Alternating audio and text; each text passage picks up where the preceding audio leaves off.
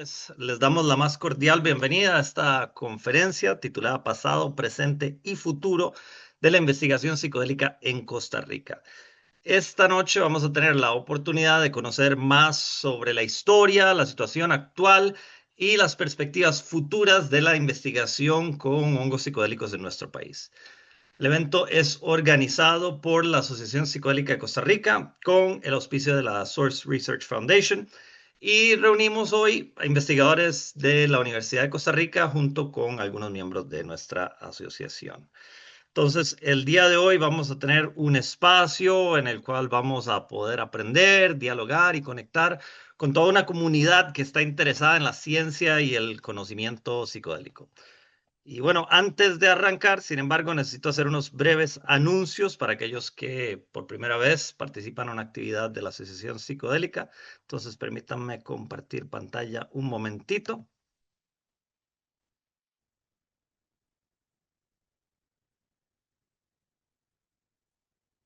Entonces, bueno, nada más para relatarle que en la Asociación Psicodélica somos un colectivo multicultural unido por el interés común en generar y difundir conocimiento sobre el uso ético y responsable de los psicodélicos, orientado a propósitos terapéuticos y al mejoramiento del bienestar social. Nuestra misión dentro de la APCR es liderar en la generación de conocimiento sobre la reducción de daños, los usos terapéuticos y sociales de los psicodélicos, contribuyendo al diseño de políticas públicas y promoviendo su uso responsable. Un anuncio que hacemos siempre en todas nuestras sesiones es que queremos dejar sumamente claro que en la Asociación Psicodélica de Costa Rica no fomentamos ni la producción, ni la venta, ni la distribución de sustancias psicodélicas. Nuestro objetivo es generar conocimiento sobre la reducción de daños, así como los usos terapéuticos y sociales de los psicodélicos para un uso consciente, informado y responsable. También les pedimos que por favor no utilicen nuestro chat para pues, difundir sus propios servicios en este ámbito, ni mucho menos la venta de sustancias, así que les agradecemos y quedan avisados. Entonces, un momentito para dejar de compartir la pantalla. Bueno, muy bien, les cuento un poquito sobre la dinámica que tenemos para el día de hoy. Contamos con 5 distinguidos panelistas que provienen de distintas ramas de la ciencia psicodélica. Cada uno nos va a compartir una breve presentación de aproximadamente unos 10 minutos cada uno sobre su tema. Y al finalizar vamos a tener un espacio de preguntas y respuestas para que podamos dialogar, digamos que entre todos, ¿no? La agenda ya está bastante nutrida, así que no quiero quitarles más tiempo y vamos entonces a dar inicio de una vez con nuestro evento de hoy. Para arrancar, nuestro primer ponente es José Manuel Rodríguez Arce, que es antropólogo biológico y se dedica al estudio del papel de los psicodélicos en la evolución humana.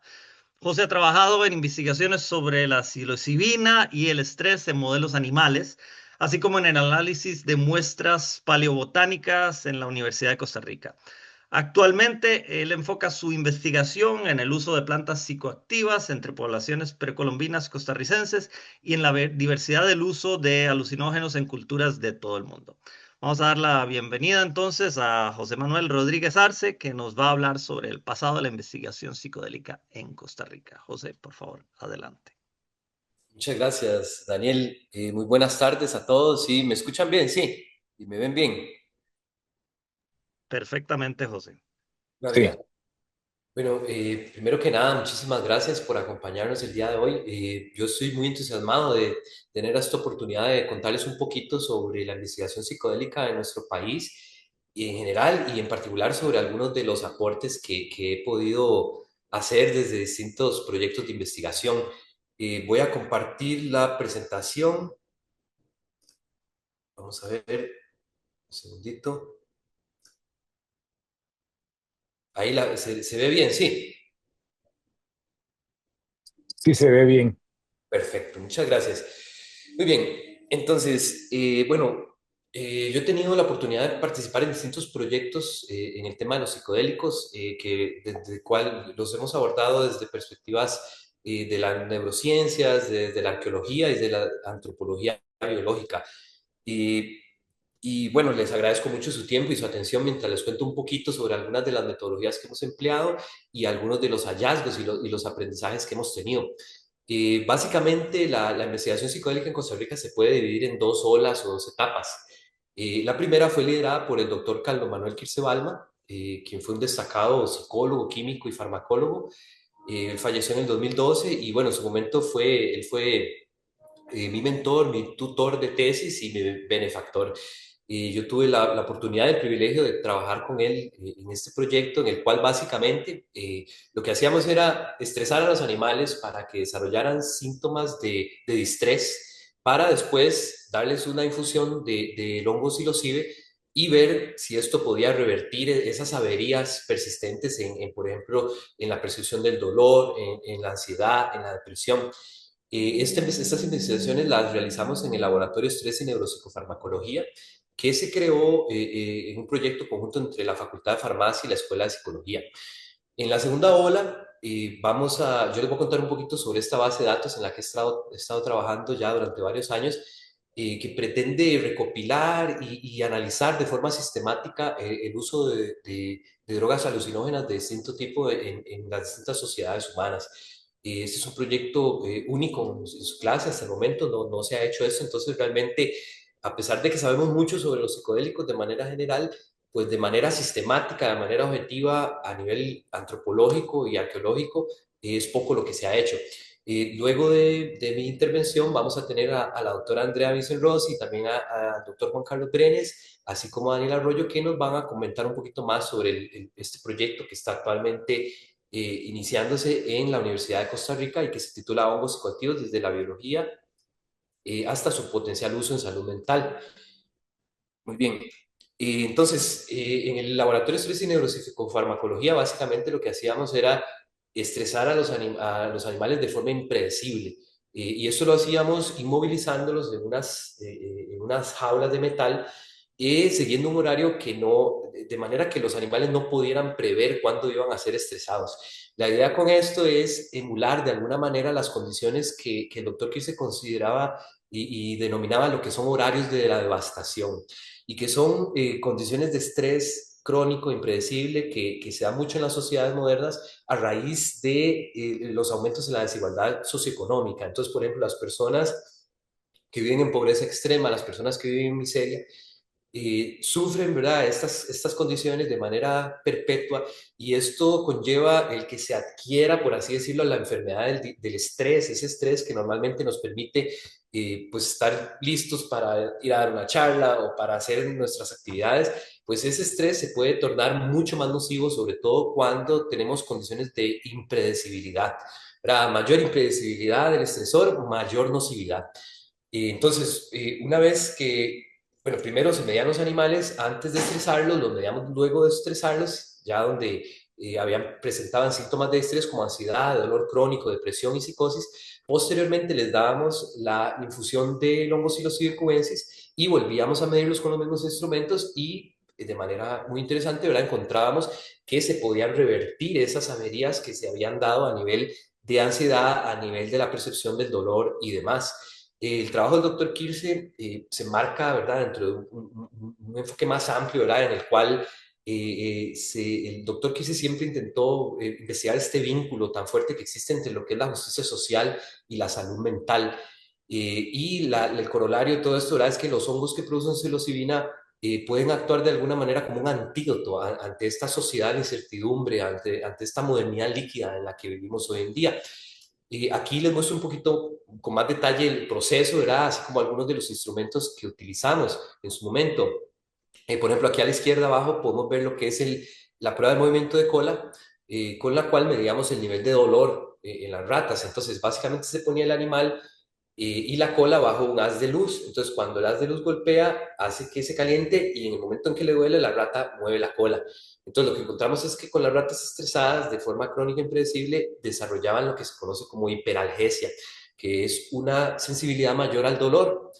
Y esto, digamos, es un modelo más o menos de lo que sería la fibromialgia, ¿verdad?, que está asociada a dolores idiopáticos derivados del estrés crónico impredecible. Y lo que encontrábamos luego de dar la infusión, el extracto de hongos, era que se revertía esta hiperalgesia y teníamos nuevamente los niveles normales de dolor en los animales.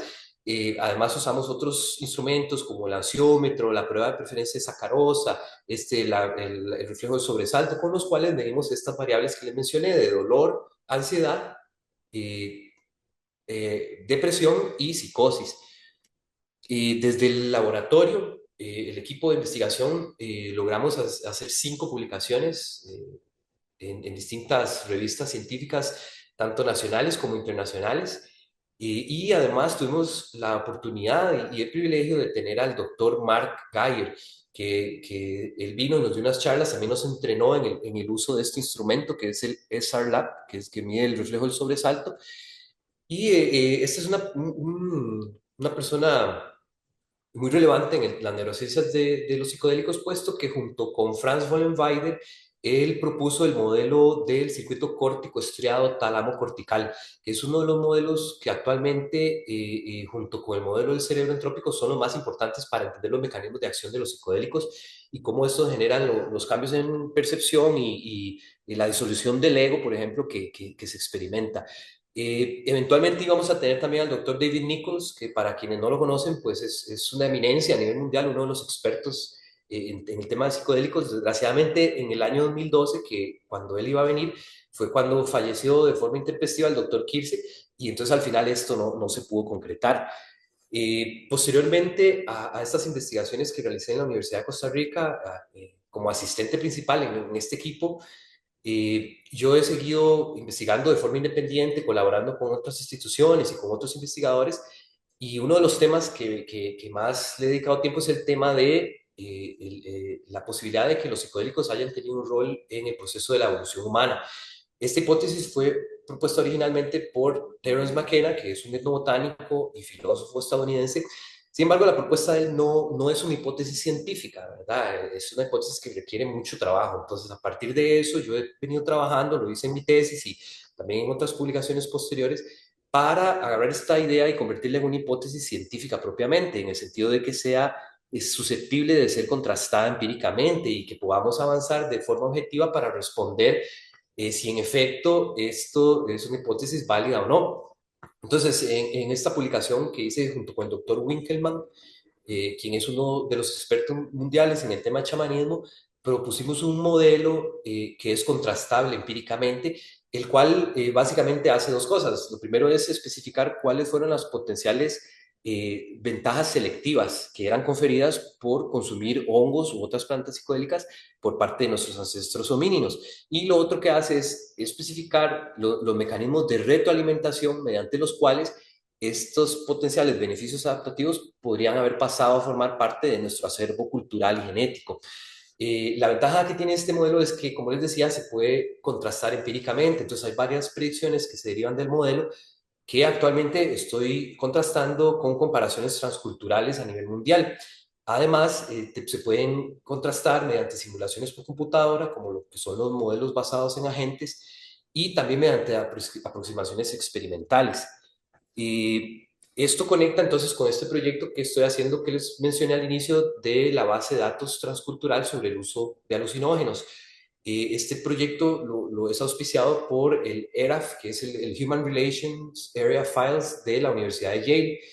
Y básicamente yo estoy trabajando con una muestra de 60 culturas de todo el mundo, que son estas que se observan acá, y para cada una de esas culturas estoy registrando distintas variables. Entonces, por ejemplo, aquí vienen varias de las variables con las que estoy trabajando, son más de 50.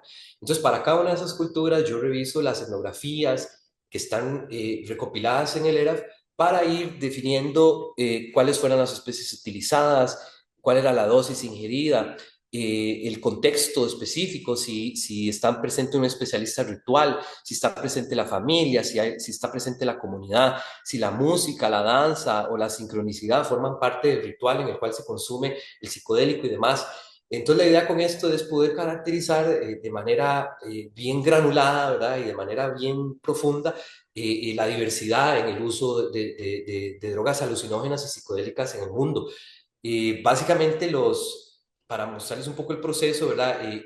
Lo que son los antropólogos, etnógrafos, cronistas, incluso frailes y demás conquistadores que recopilaron, ¿verdad? Y entraron en contacto por primera vez con distintas culturas del mundo, ellos generaron lo que se conocen como etnografías o registros etnohistóricos, entonces todo esto está recopilado en esta base de datos del ERAF y yo lo que estoy haciendo es entonces trabajando directamente con esos documentos para, con cada una de esas culturas, ir desgranando cómo era el uso que hacían de estas sustancias. De los hallazgos preliminares que les puedo contar un poco, he encontrado que el uso psicodélico no es universal, que es algo que se suele hablar sin mucho conocimiento de causa. En realidad, el uso psicodélico no es universal, está presente en alrededor de un 20% de las culturas muestradas. Si incorporamos otro tipo de sustancias alucinógenas, pero que no son psicodélicos clásicos, como el hongo Amanita muscaria, como la reina de la noche, el toloache y otros, llegamos hasta un 40%.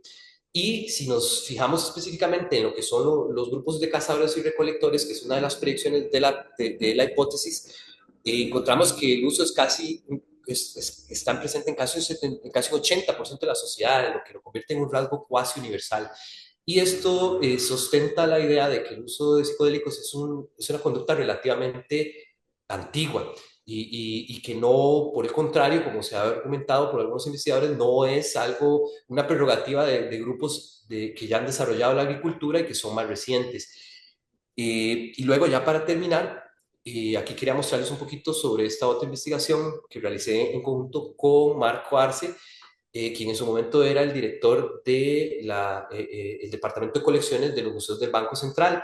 Entonces nosotros básicamente revisamos las colecciones de estos museos, de básicamente todos los museos del país, en busca de artefactos que potencialmente estén ligados al uso de psicodélicos y de otras sustancias psicoactivas. Y bueno, entre los hallazgos más relevantes tenemos que para las tres regiones arqueológicas de Costa Rica, que son la región Gran Nicoya, la región central y la región Gran Chiriquí, tenemos artefactos fungiformes, ¿verdad? Es decir, con forma de hongo en distintos materiales, tanto en cerámica como en piedra y en oro, ¿verdad? Otros hallazgos interesantes es que tenemos conjuntos artefactuales de inhaladores nasales y espátulas vómicas que sugieren el uso de la cohoba, que es una planta que contiene dimetiltriptamina. Algo importante es que a nivel etnográfico, ¿verdad? De los bribri, entre los malecu, hoy en día no encontramos el uso de ningún psicodélico. Es nada más a través de la evidencia arqueológica que inferimos, ¿verdad? Que posiblemente se estaban empleando no solo ese tipo de sustancias, sino también otras como la chicha y como el tabaco y el cacao. Y básicamente eso sería. Muchas gracias. José, muchísimas gracias por esa introducción al pasado de la investigación psicodélica en Costa Rica, realmente sumamente interesante. Ahora lo que sigue es que tenemos tres invitados del proyecto UCREA. El proyecto UCREA es una iniciativa de la Universidad de Costa Rica que es para fomentar la investigación multidisciplinaria e innovadora. Entonces, primero que todo, vamos a tener a Andrea Vincenti Rossi, quien es la coordinadora de este proyecto del cual nos van a hablar. Andrea es doctora en Ecología y Biogeoquímica por la Universidad de Cambridge y actualmente es profesora de la Escuela de Biología de la Universidad de Costa Rica, donde participa en un proyecto que investiga los hongos psicoactivos del país. Entonces, vamos a escuchar de ella primero. Después vamos a escuchar de parte del doctor Juan Carlos Brenes Sáenz, que es profesor catedrático en la Escuela de Psicología de la Universidad de Costa Rica. Es también doctor en neurociencia conductual por la Universidad Philips de Marburgo, en Alemania, y su investigación se ha centrado en la plasticidad neuroconductual frente a factores de protección y adversidad psicosocial, así como en los determinantes biopsicológicos de la dependencia a sustancias psicoactivas y la obesidad. Entonces después vamos a escuchar también de parte de Daniel Arroyo Zúñiga, quien es bachiller en psicología de la Universidad de Costa Rica. Sus investigaciones se centran en las actitudes hacia los psicodélicos y en proyectos sobre su potencial terapéutico. Colabora también con el Psychedelic Archive Project de John Hopkins y Daniel Arroyo nos va a hablar un poquito de su tesis para optar por la licenciatura. Su tesis se enfoca en la exploración de actitudes hacia los psicodélicos por parte de la población general costarricense. Realmente un proyecto interesantísimo. Vamos a escuchar de parte de ellos. Adelante, por favor. Em, bueno, buenas noches. Muchas gracias a la Asociación Psicodélica de Costa Rica por la invitación, por invitarnos a compartir con esta audiencia tan bonita. Qué montón de gente conectada. Buenas noches.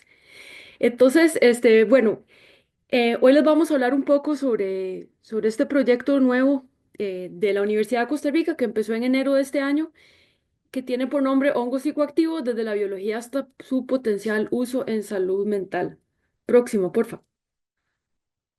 Entonces, bueno, esta es una convocatoria que se hizo de UCREA, que es un espacio de estudios avanzados de la Universidad de Costa Rica, que en realidad es como un semillero de ideas, o bueno, fue concebido como un semillero de ideas, un lugar para pensar cosas que no han sido previamente pensadas a través de investigaciones multi y transdisciplinarias de alto nivel elaboradas por equipos pluridisciplinarios y con un fuerte componente internacional. Y estos proyectos que son seleccionados en la convocatoria CREA buscan responder a preguntas urgentes y complejas de una sociedad dinámica en concordancia con los principios que rigen en la UCR.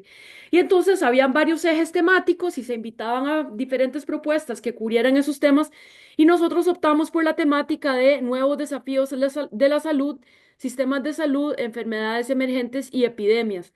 Y para nadie es un secreto que los problemas, los trastornos de salud mental, como la ansiedad y la depresión, se están volviendo una epidemia, sobre todo entre la población joven del mundo de Costa Rica y sobre todo después de la pandemia. Entonces, eso es como lo que nos motivó a escribir esta propuesta y a ser financiados para realizar esta investigación. Próximo, porfa. Entonces, bueno, esto es un proyecto interdisciplinario, es bastante grande. Tenemos como 20 personas trabajando en diferentes ejes. Y tenemos cuatro ejes principales. Uno de ellos es el de biodiversidad y ecología y metabolómica o química, que son los que yo les voy a estar hablando hoy. Y después tenemos el tercer y cuarto ejes, que son en psiquiatría y psicología y en neurociencias, que son los que mis compañeros Juan Carlos y Daniel van a estar contándoles. Y también tenemos perdón, un poquito sobre el marco legal, pero de eso no vamos a hablar hoy en la noche. Próxima, porfa. Sí, si quiere puede adelantar otra.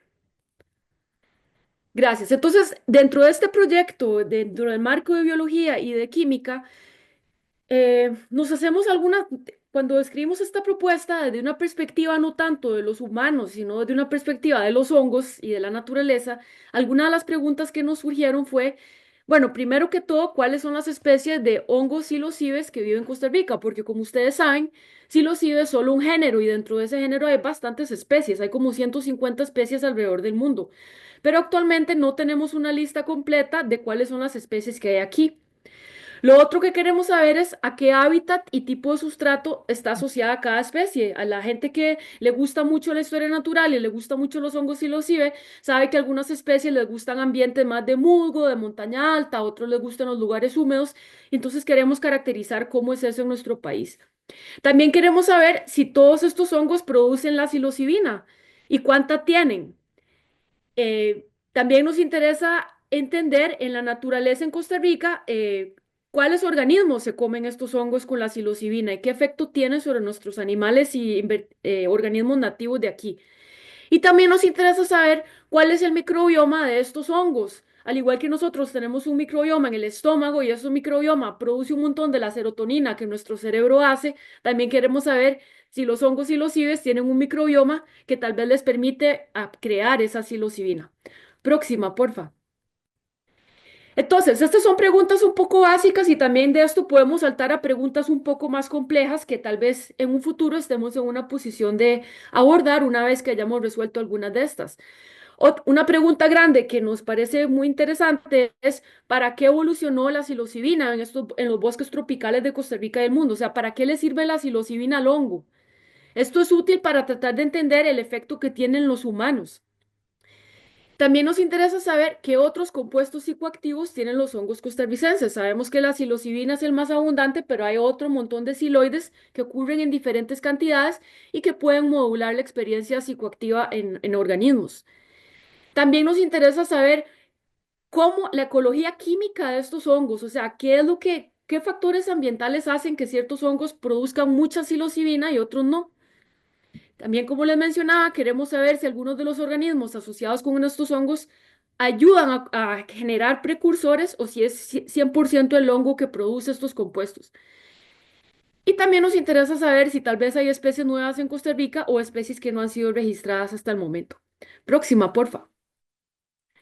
Entonces, hay como varias preguntas que estamos abordando de este gran grupo de biología y química. Y entonces, por ejemplo, en esta primera pregunta, ¿cuáles son las especies que viven en Costa Rica? Para contestar esto, el primer paso es que nos fuimos a todas las colecciones de herbarios y fungarias, ¿verdad? Del Museo Nacional, las colecciones del INVIO y las colecciones de la Universidad de Costa Rica, entre otros, para ver a lo largo de los años cuáles eran las especies que habían sido reportadas.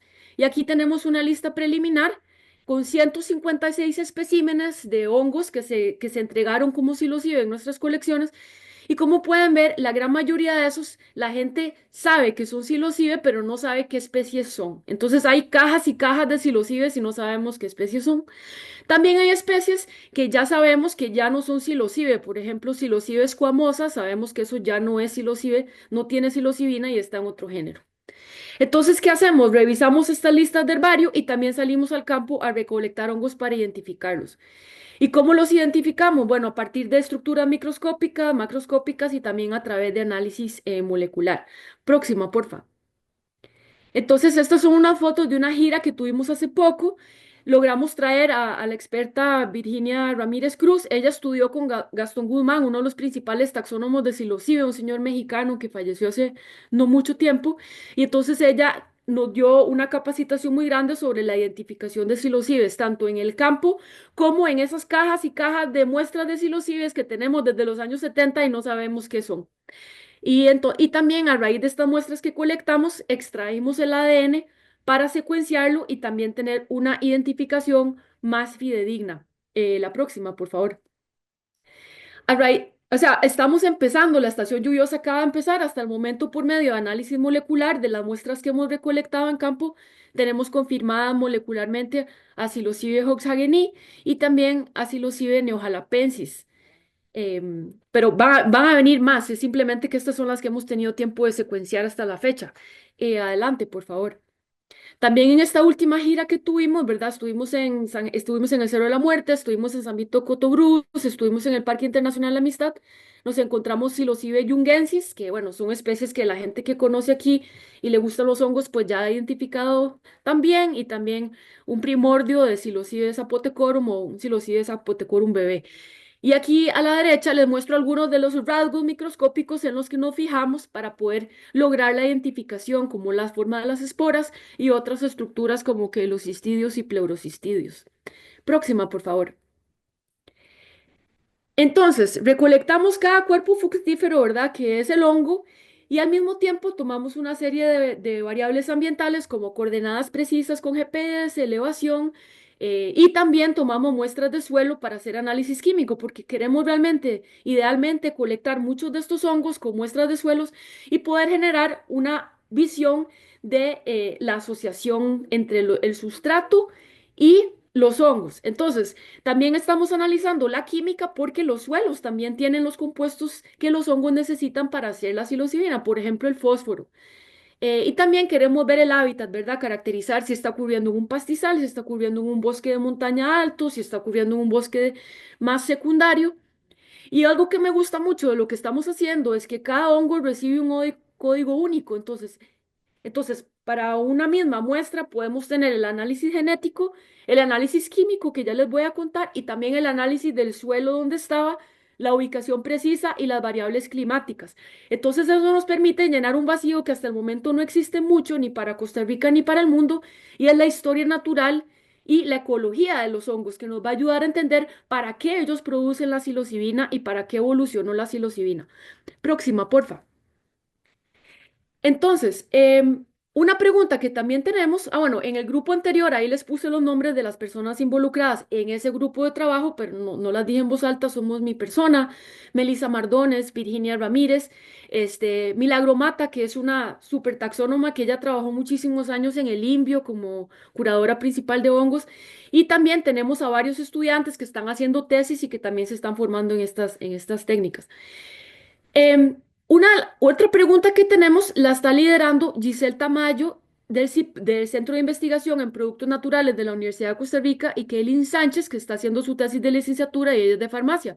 Entonces, básicamente, nosotros les recolectamos las muestras y las llevamos a ellas, y ellas están desarrollando protocolos para contabilizar esta psilocibina. Esto parece fácil, pero en realidad no es tan fácil. Tenemos que tener muy buena comunicación para ver cómo se secan bien los hongos, para que no les quede humedad y que pase la menor cantidad de tiempo posible entre el momento en que vamos de gira y se lo llevamos a ellas. Y también hay que hacer todo el secado en la oscuridad porque la psilocibina se degrada súper rápido.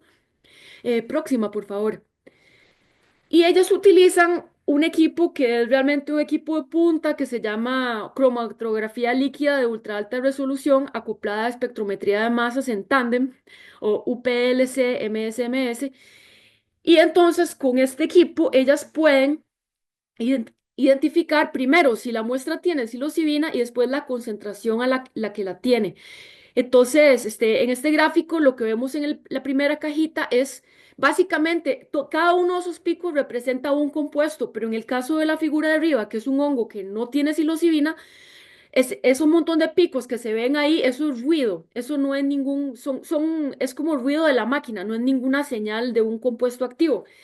En el segundo y el tercero, en el segundo es una muestra de un psilocibe hoxageni que colectamos en Cartago, y abajo es ese pico es de psilocibina que compramos directamente a una casa comercial que sintetiza psilocibina sintética. Entonces, el hecho de que el pico del hoxageni en el segundo panel y el de la psilocibina química que compramos se alineen perfectamente, nos ayuda a confirmar que lo que vimos en la muestra natural efectivamente es la psilocibina. Y acabamos de comprar otra sonda que es necesaria para poder hacer esto, no solo con psilocibina, sino muchos de los otros psiloides que hay en los hongos. Por ejemplo, bueno, siempre me cuesta un poco pronunciarlas, pero ahí se las puse en ese paper de Meyer y Slot: norbaecistina, ivaocistina y psilocina, etcétera. Próxima, por favor. Otra parte que queremos entender es, para saber para qué evolucionó el hongo, necesitamos saber cuáles son los organismos en Costa Rica que se lo comen. Siempre pensamos que los hongos silocibios son los de las boñigas, pero en realidad la mayoría de los hongos silocibios son descomponedores o de madera o de hojitas muertas o de materia orgánica del suelo. Entonces, queremos entender quiénes se los comen, si son lombrices, si son babosas, si son hormigas, entonces, y queremos ver cuáles son los efectos. Entonces, aquí eso es un estudio muy preliminar. Lo que estamos haciendo es llevando al laboratorio organismos que es probable que interactúen con los hongos en Costa Rica. Bueno, los peces no tanto, pero esos peces son un modelo de estudio muy famoso y muy bien estudiado, entonces es útil, y les exponemos a psilocibina, a hongos deshidratados, para ver primero si les gusta y después si les cambia el comportamiento, y después hacer pruebas de electrofisiología. Esto está todavía incipiente y tenemos videos de unos caracoles comiendo hongos. Lo que pasa es que no, lastimosamente no tenemos mucho chance para mostrarlos, pero es bien interesante. Próxima, por favor. Otro de las preguntas que tenemos es, de la misma manera, en términos muy simples, que nuestro microbioma produce no sé qué porcentaje de la serotonina en nuestro cerebro, a este grupo de investigación liderado por Keylor Rojas y Mónica Vallejo y Joshua Cruz, les interesa saber si es posible que los microbios que viven sobre el cuerpo fructífero, sobre los hongos, ¿verdad? Porque ellos, al igual que nosotros, ellos no viven solos, ellos tienen bacterias y otros hongos que les viven encima. Primero, saber cuál es ese microbioma asociado, y después ver si ellos tienen el potencial de ayudarle al hongo a generar algunos de estos compuestos psicoactivos, o por ejemplo hacer precursores, triptaminas o algo así. Entonces, bueno, aquí lo que hacemos es que nos vamos con tanques de nitrógeno líquido, Joshua, y apenas encontramos un hongo, lo echamos en el nitrógeno líquido como para conservar el ADN, y después eso se extrae en el laboratorio y se manda a Corea del Sur a secuenciar, ahí es más barato, y después, próxima, por favor. Obtenemos un gráfico así, que bueno, no es muy, es un gráfico un poco, ¿verdad? Como no está tan claro, pero básicamente cada columna es una muestra de un hongo. Esto fue un psilocibe cubensis que compramos, variedad Hillbilly. Y entonces cada uno de esos colores son diferentes tipos de microorganismos que viven sobre ese hongo. Solo que tenemos que hacer, ellos tienen que hacer esto con muchos hongos para ver si hay algún tipo de microbio que consistentemente se encuentra en los hongos, como para tratar de ver si de verdad el hongo lo necesita para hacer la psilocibina. Próxima, por favor. Y bueno, eso era lo que yo les tenía presentado de la parte del equipo de biología y química. Entonces ahora le voy a hacer la palabra a Juan Carlos para que les hable de la parte de neurociencia. Muchísimas gracias por su atención. Muchísimas gracias, Andrea, y muchísimas gracias a todas las personas pues aquí presentes. La verdad es que hay bastantes. Bueno, como parte del proyecto, al inicio se mostraba el diagrama que tenía todas las áreas del proyecto.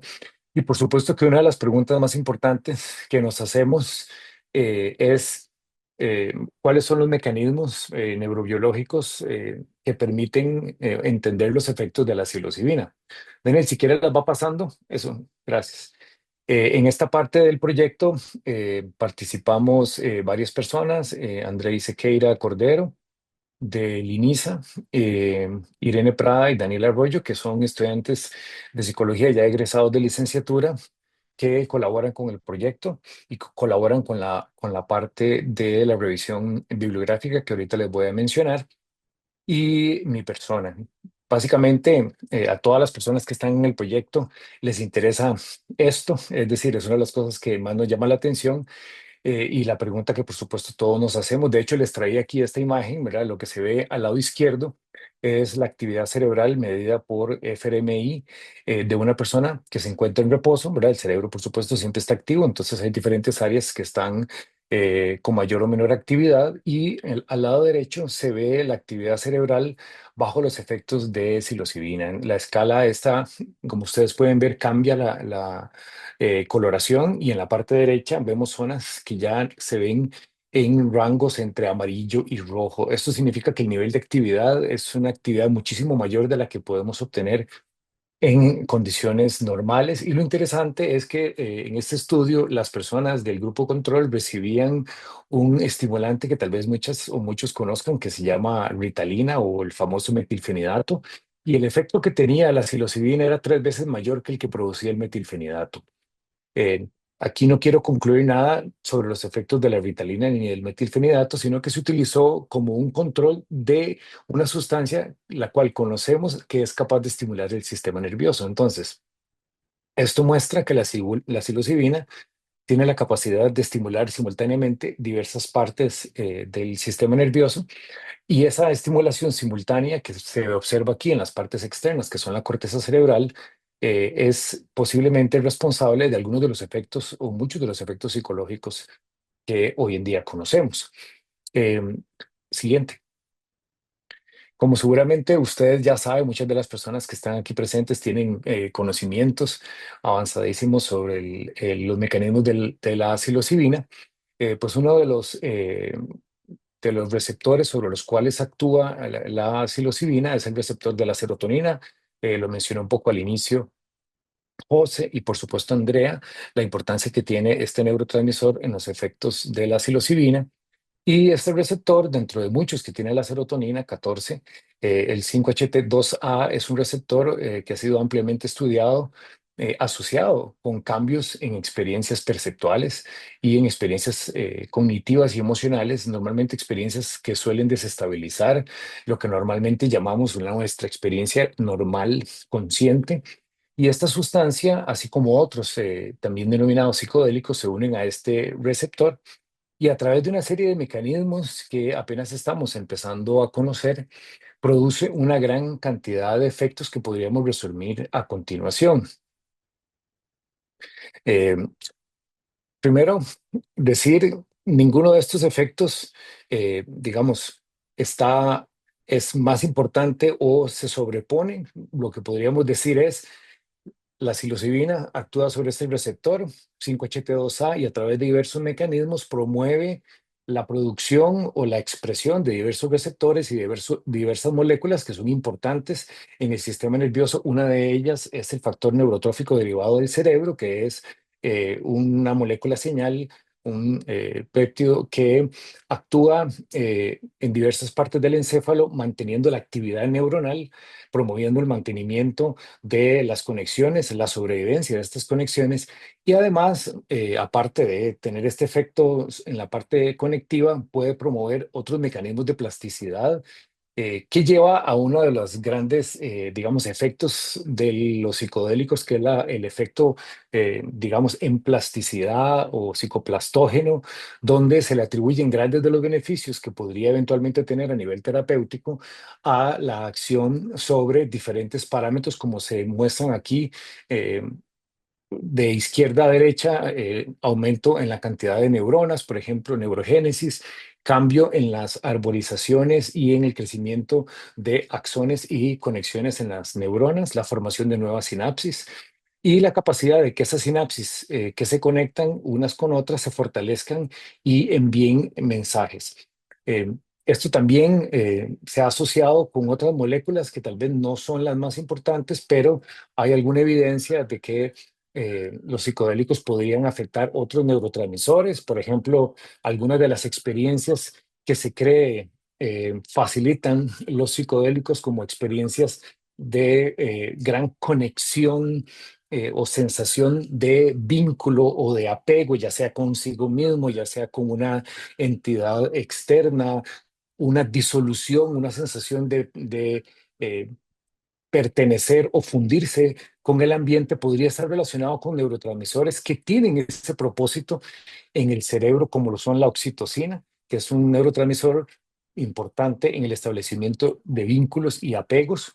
Y también tiene un gran efecto regulando la neuroinflamación, que es uno de los mecanismos que se cree podría también beneficiar algunas condiciones de salud.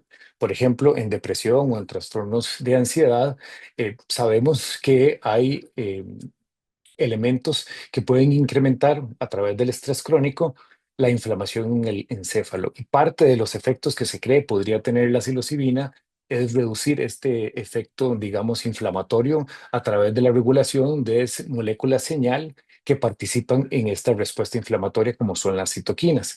Y también se sabe que los psicodélicos tienen un impacto también a nivel periférico, es decir, producen una respuesta corporal que es muy intensa, muchísimo menor en la psilocibina que en otras sustancias, y se cree que entonces podrían eventualmente estar interactuando con otras partes del sistema nervioso, sobre todo el sistema nervioso periférico y una de sus subdivisiones, como es el sistema nervioso simpático, a través de la liberación, por ejemplo, de adrenalina o noradrenalina, la regulación de diferentes hormonas que explicarían algunos síntomas como el aumento en la frecuencia cardíaca, en la temperatura corporal, etcétera.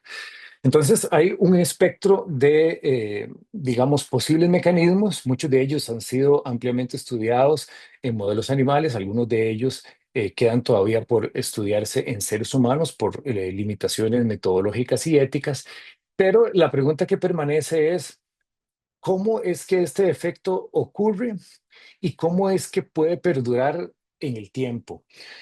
¿Por qué digo esto? Bueno, porque sabemos los receptores sobre los cuales actúa, por ejemplo, el BDNF que acabo de mencionar, sabemos los receptores sobre los cuales actúa la oxitocina y sabemos de una serie de moléculas y de neurotransmisores que ya tienen acciones bien caracterizadas. Sin embargo, ninguno de estos elementos solos o de manera independiente explica la complejidad de fenómenos que observamos cuando se consume la psilocibina. Por ejemplo, estimular el receptor TRK beta sobre el cual se une el BDNF no necesariamente conduce a efectos, digamos, antidepresivos o ansiolíticos, o esta estimulación no produce efectos que perduran en el tiempo, como se ha observado en los estudios clínicos.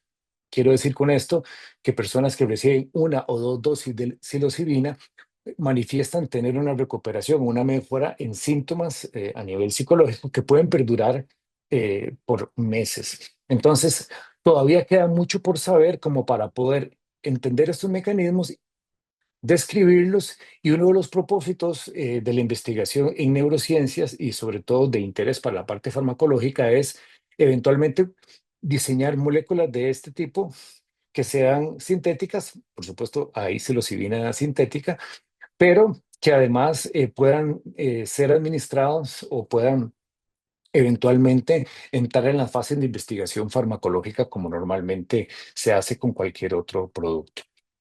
Eh, si quiere, eso, gracias.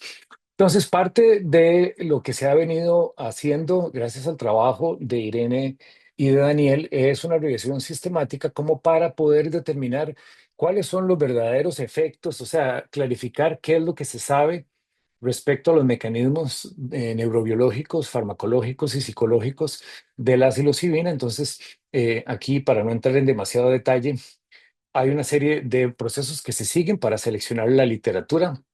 Siguiente, basado en el modelo de Van Elk y Bryce, donde ellos presentan una caracterización como un nivel jerárquico de cómo estos efectos pueden presentarse. Y dentro de este contexto, ellos separan a nivel farmacológico, ya lo que decía a continuación, tres grandes efectos: el efecto sobre el receptor primario y efectos de plasticidad e inflamación. Después, un grupo, como decía José, de hipótesis ya a un nivel sistémico, qué es lo que creemos que puede pasar en el cerebro. Entonces viene todo esto de las redes corticotalámico-cortico eh, eh, cerebrales y las redes que involucran al claustro, que no es una estructura, el claustro no es una estructura comúnmente estudiada, es una estructura que se encuentra entre la ínsula y el putamen, que controla en buena medida el monitoreo cognitivo que podemos hacer sobre diversos procesos, tanto cognitivos como emocionales. Entonces, hay una serie de hipótesis que no son excluyentes sobre la actividad neuronal. Me disculpan que vaya un poco rápido, pues que como tenemos 10 minutos, así estoy más bien ya medio pasado de tiempo. Si alguien tiene una pregunta, podemos discutirlo más adelante. Y estos modelos se cree que pueden dar cuenta de algunas de estas sensaciones que la gente experimenta. Entonces, a partir de eso, siguiente. eh, Se ha hecho una selección de artículos, el trabajo es enorme, en 1275 artículos revisados. Por supuesto hay que leerlos para poder saber si sirven o no. Se excluyen 1111 y se quedan 164 artículos, dentro de los cuales se analizan un montón de factores, por supuesto, las variables de tipo sociodemográfico y, lo que nos interesa, variables metodológicas de cómo se investigó tanto la actividad cerebral como la actividad psicológica. Y en este momento, siguiente, estamos en la parte de extracción y de análisis de comparación con observadores independientes sobre si los artículos sirven y en qué categoría deberían de clasificarse.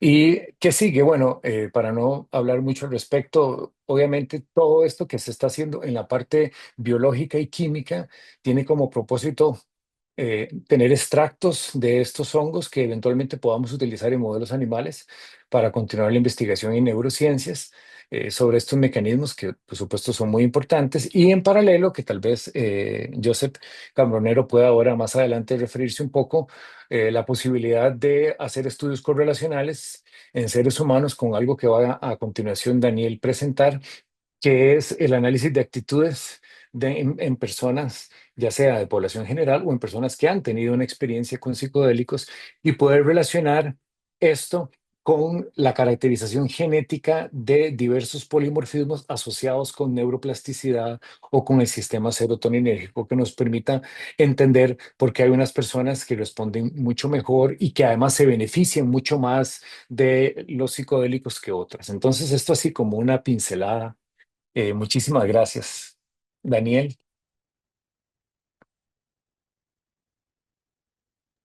Excelente. Muchas gracias, Juan Carlos. Muy buenas noches a todas y todos y todes. Bueno, para mí es un honor estar aquí presentándoles una parte de lo que es el eje clínico, ese cuarto eje de este proyecto UCREA. Y específicamente quiero mencionarles un componente que es mi tesis. Mi tesis está totalmente insertada en este eje, tratando de poder alimentar el objetivo que ya otros investigadores de esta área pues ya propusieron. Básicamente este eje clínico actualmente lo que busca son, digamos que es un objetivo común, pero son tres cosas. Uno, explorar las experiencias de personas usuarias de hongos del género exclusive en nuestro país Además, comprender actitudes hacia los psicodélicos, pero también específicamente hacia estos hongos en la población general. Y por último, la posible aceptación del personal de salud mental de ese tipo de tratamientos. Para ello, yo incorporo mi tesis, la cual lo que busca es poder adaptar un instrumento psicométrico que comprende actitudes en diversidad de poblaciones, adaptarlo a nuestro país, a nuestro contexto costarricense y una vez que ya está adaptado, poder comprender más o menos cómo se perfilan las actitudes, tanto en población general como personas que trabajan en el área de salud mental y por último en personas usuarias, complementario con otros instrumentos. Esta tesis es, como ya mencionaron anteriormente, es para optar por el grado de licenciatura. Actualmente me encuentro en proceso de realización, me falta aún la defensa, así que muchos de los resultados que voy a presentar son preliminares. El doctor Juan Carlos Brenes Sáenz es el director de mi tesis. Además, tengo a otras personas asesoras, como la licenciada Catherine Vindas y la doctora Henriette Raventos. Entonces, en general, el objetivo, como le mencioné, es lograr comprender más o menos cómo se perfilan las actitudes hacia los psicodélicos en una serie de muestras de nuestra población costarricense. ¿Por qué? Bueno, para darles una serie de razones, las actitudes, digamos que tienen un componente bastante interesante. Uno, nos permiten comprender más o menos cómo se adoptan nuevos tratamientos y cómo se formulan políticas. Es decir, si yo comprendo las actitudes tal vez de un grupo político o de profesionales de salud mental, más o menos podría tratar de comprender cómo se relacionarían con ese tipo de tratamientos o sustancias. También permiten tratar de predecir ciertos comportamientos y decisiones prácticas con respecto a una diversidad de cosas. En este caso, lo que nos importa es qué comportamientos podrían tener las personas que tienen actitudes, por ejemplo, muy positivas o negativas hacia los psicodélicos. Algo muy importante es que esas actitudes, si bien se han estudiado en otros países, específicamente hacia psicodélicos, varían y varían dependiendo también del contexto cultural y social. Es decir, Costa Rica no funciona igual que Croacia, por ejemplo, que es donde se ha estudiado, o en Australia. Así que también es muy importante estudiar actitudes en los contextos en los cuales realmente hay interés, en este caso, en nuestro país. Además, permite lo que es como tratar de perfilar un poco ¿en dónde estamos como sociedad? ¿En dónde estamos como población costarricense? ¿Dónde estamos como grupo particular? Ubicados en el espectro de actitudes hacia los psicodélicos. ¿Para qué? Tanto para mitigar el estigma que existe, que influye en nuestras actitudes, pero también alguna posible idealización del tratamiento. Es decir, estas actitudes no es que solamente estamos a favor o en contra, sino que tratamos de perfilar dónde se pueden ubicar una persona individual, pero también un grupo. Y por último, cuando estudiamos actitudes, sobre todo de personas que están involucradas en este tipo de tratamientos o que podrían estar involucradas en un futuro como pacientes, profesionales de salud mental, como psiquiatría, psicología o políticos, cuando estudiamos realmente sus actitudes, estamos conectando la ciencia con los actores que realmente se van a ver involucrados en un futuro con esos tratamientos. Así que es muy importante lograr perfilar lo que son las actitudes en una diversidad, infinidad de áreas y contextos.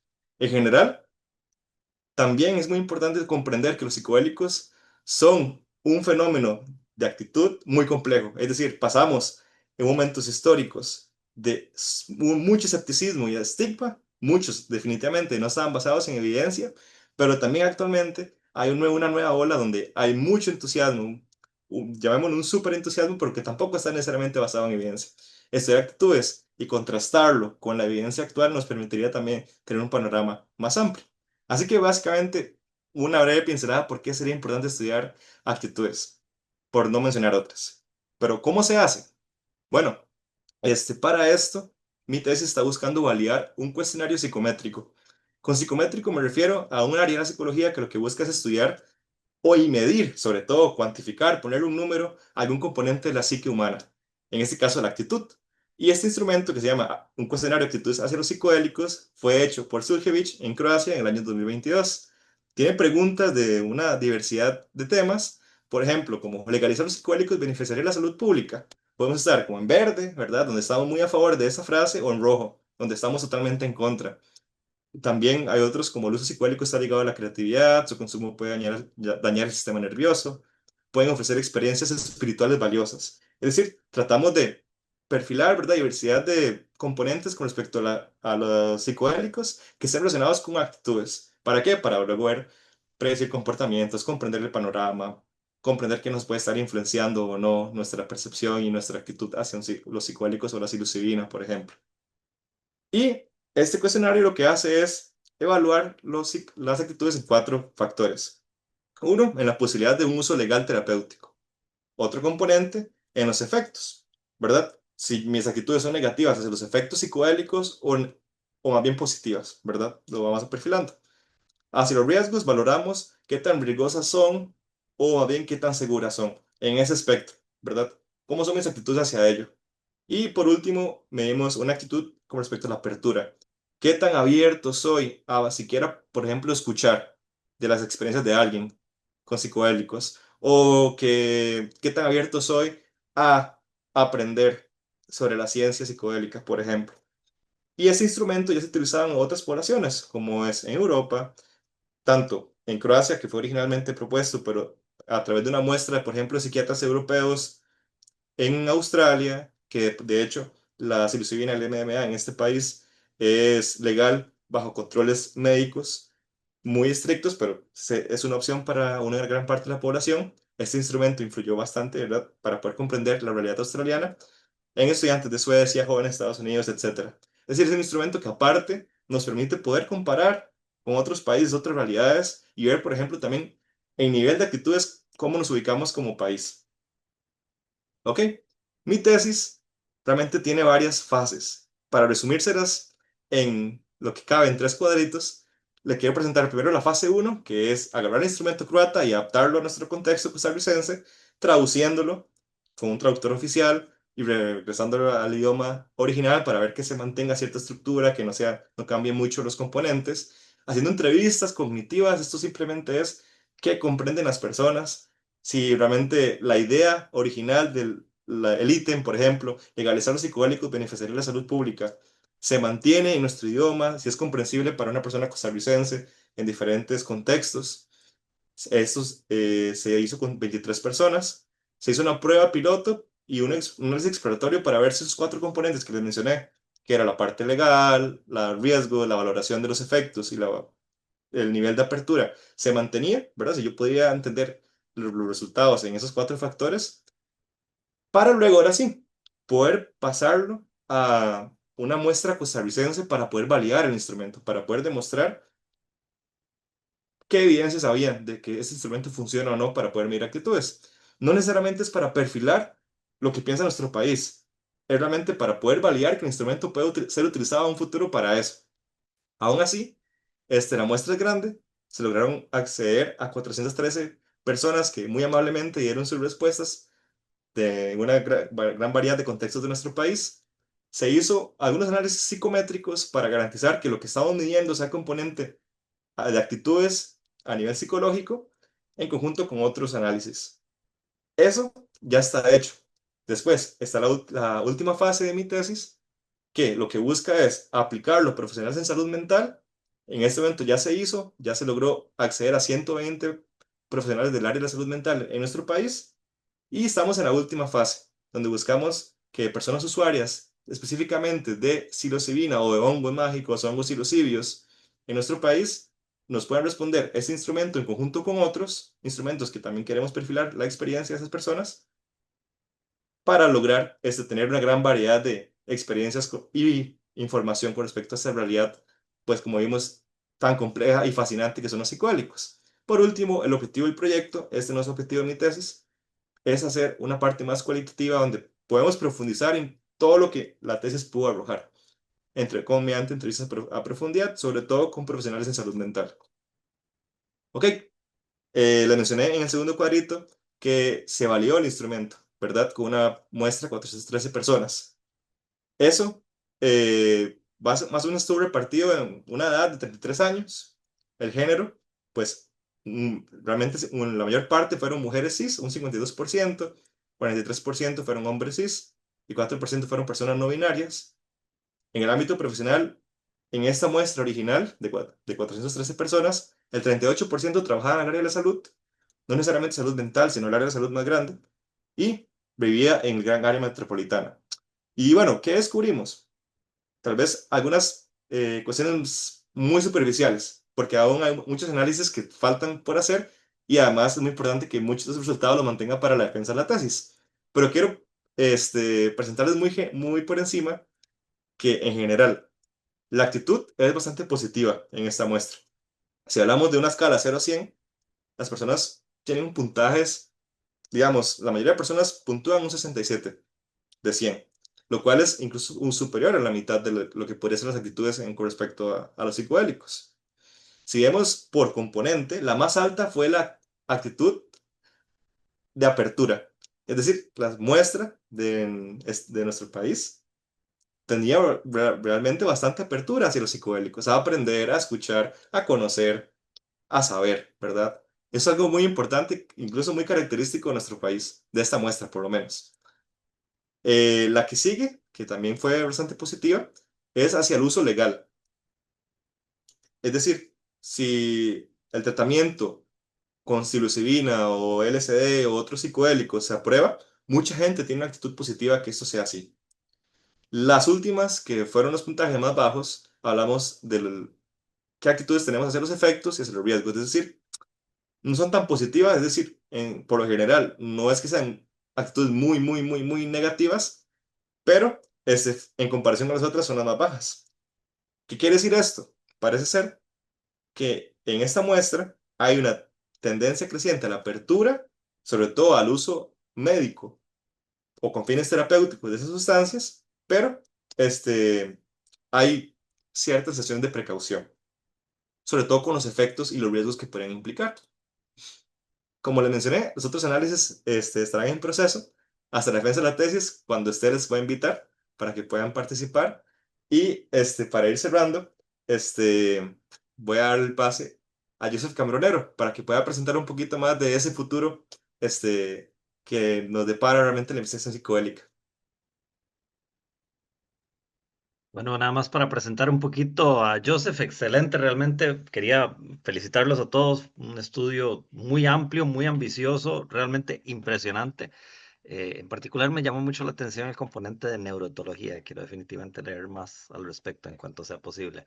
Pero felicidades a todos los involucrados por este trabajo tan fascinante que están realizando. Y bueno, sí, como dices Daniel, ya José nos habló un poquito del pasado de la investigación psicodélica. Nuestros amigos de la UCR nos contaron un poquito de su estudio actual sobre psilocibina. Entonces ya escuchamos sobre el pasado y el presente de la investigación psicodélica en Costa Rica y ahora, como mencionabas, tenemos a Joseph Cambronero Solano, que nos va a hablar un poco de algunas oportunidades para el futuro de la investigación psicodélica en Costa Rica. Joe es licenciado en farmacia y tiene una maestría en neurociencia molecular de la Universidad de Bristol, del Reino Unido. Es profesor de farmacología y bioquímica en la Escuela de Medicina de la Universidad de Costa Rica y su investigación se ha enfocado en la plasticidad neuronal inducida por sustancias como el cortisol y la psilocibina. Entonces, bueno, veo que ya hay muchas preguntas en el chat. Después de ello vamos a tener una sesión de preguntas y respuestas abierta con todos los panelistas, así que sigan ahí, tengan las preguntas pendientes y ahora las van a poder hacer. Joe, por favor, adelante. Bueno, muchas gracias, Daniel. Muchas gracias a todos.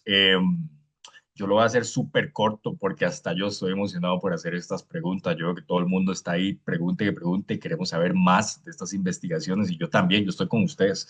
Entonces los voy a hacer súper corto. Lo que voy a hacer es darles una pincelada, un poquillo ahí de dejarles picando la cancha de unas oportunidades que he podido observar desde la Sociedad Psicodélica de Costa Rica, la Asociación, perdón, Psicodélica de Costa Rica y, y desde la Universidad de Costa Rica, ciertas aproximaciones que hemos tenido.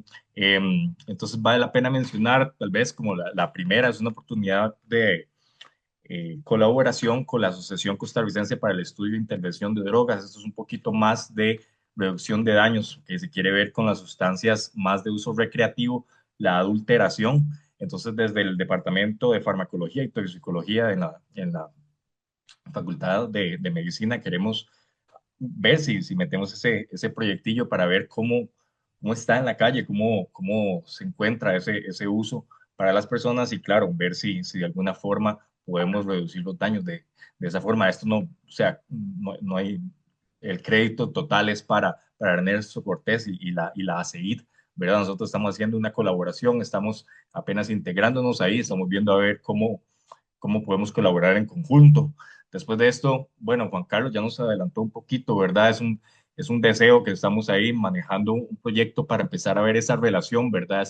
La farmacogenética, empezar a ver cómo diferentes factores genéticos que podemos tener los costarricenses pueden afectar esa respuesta autopercibida sobre los psicodélicos. También probablemente Daniel y mucha gente de la UCREA nos vaya a ayudar, ojalá. Ahí vamos a ver esas colaboraciones, pero esa es la idea. Entonces, ver cómo los diferentes mecanismos que ahora nos habló Juan Carlos, ¿verdad? Desde la farmacocinética, desde las enzimas metabolizadoras de la psilocibina y de las sustancias alucinógenas, cómo las variaciones en el ADN y en la expresión de las proteínas que controlan el mecanismo por el cual los alucinógenos van a darnos ese efecto potencialmente beneficiosos, ¿verdad? Que esperamos, y cómo esas variables individuales genéticas que nosotros tenemos pueden influir sobre el efecto que nosotros autopercibimos sobre eh, de los psicodélicos, especialmente psilocibina. Entonces esperamos prontamente contarles más de esto.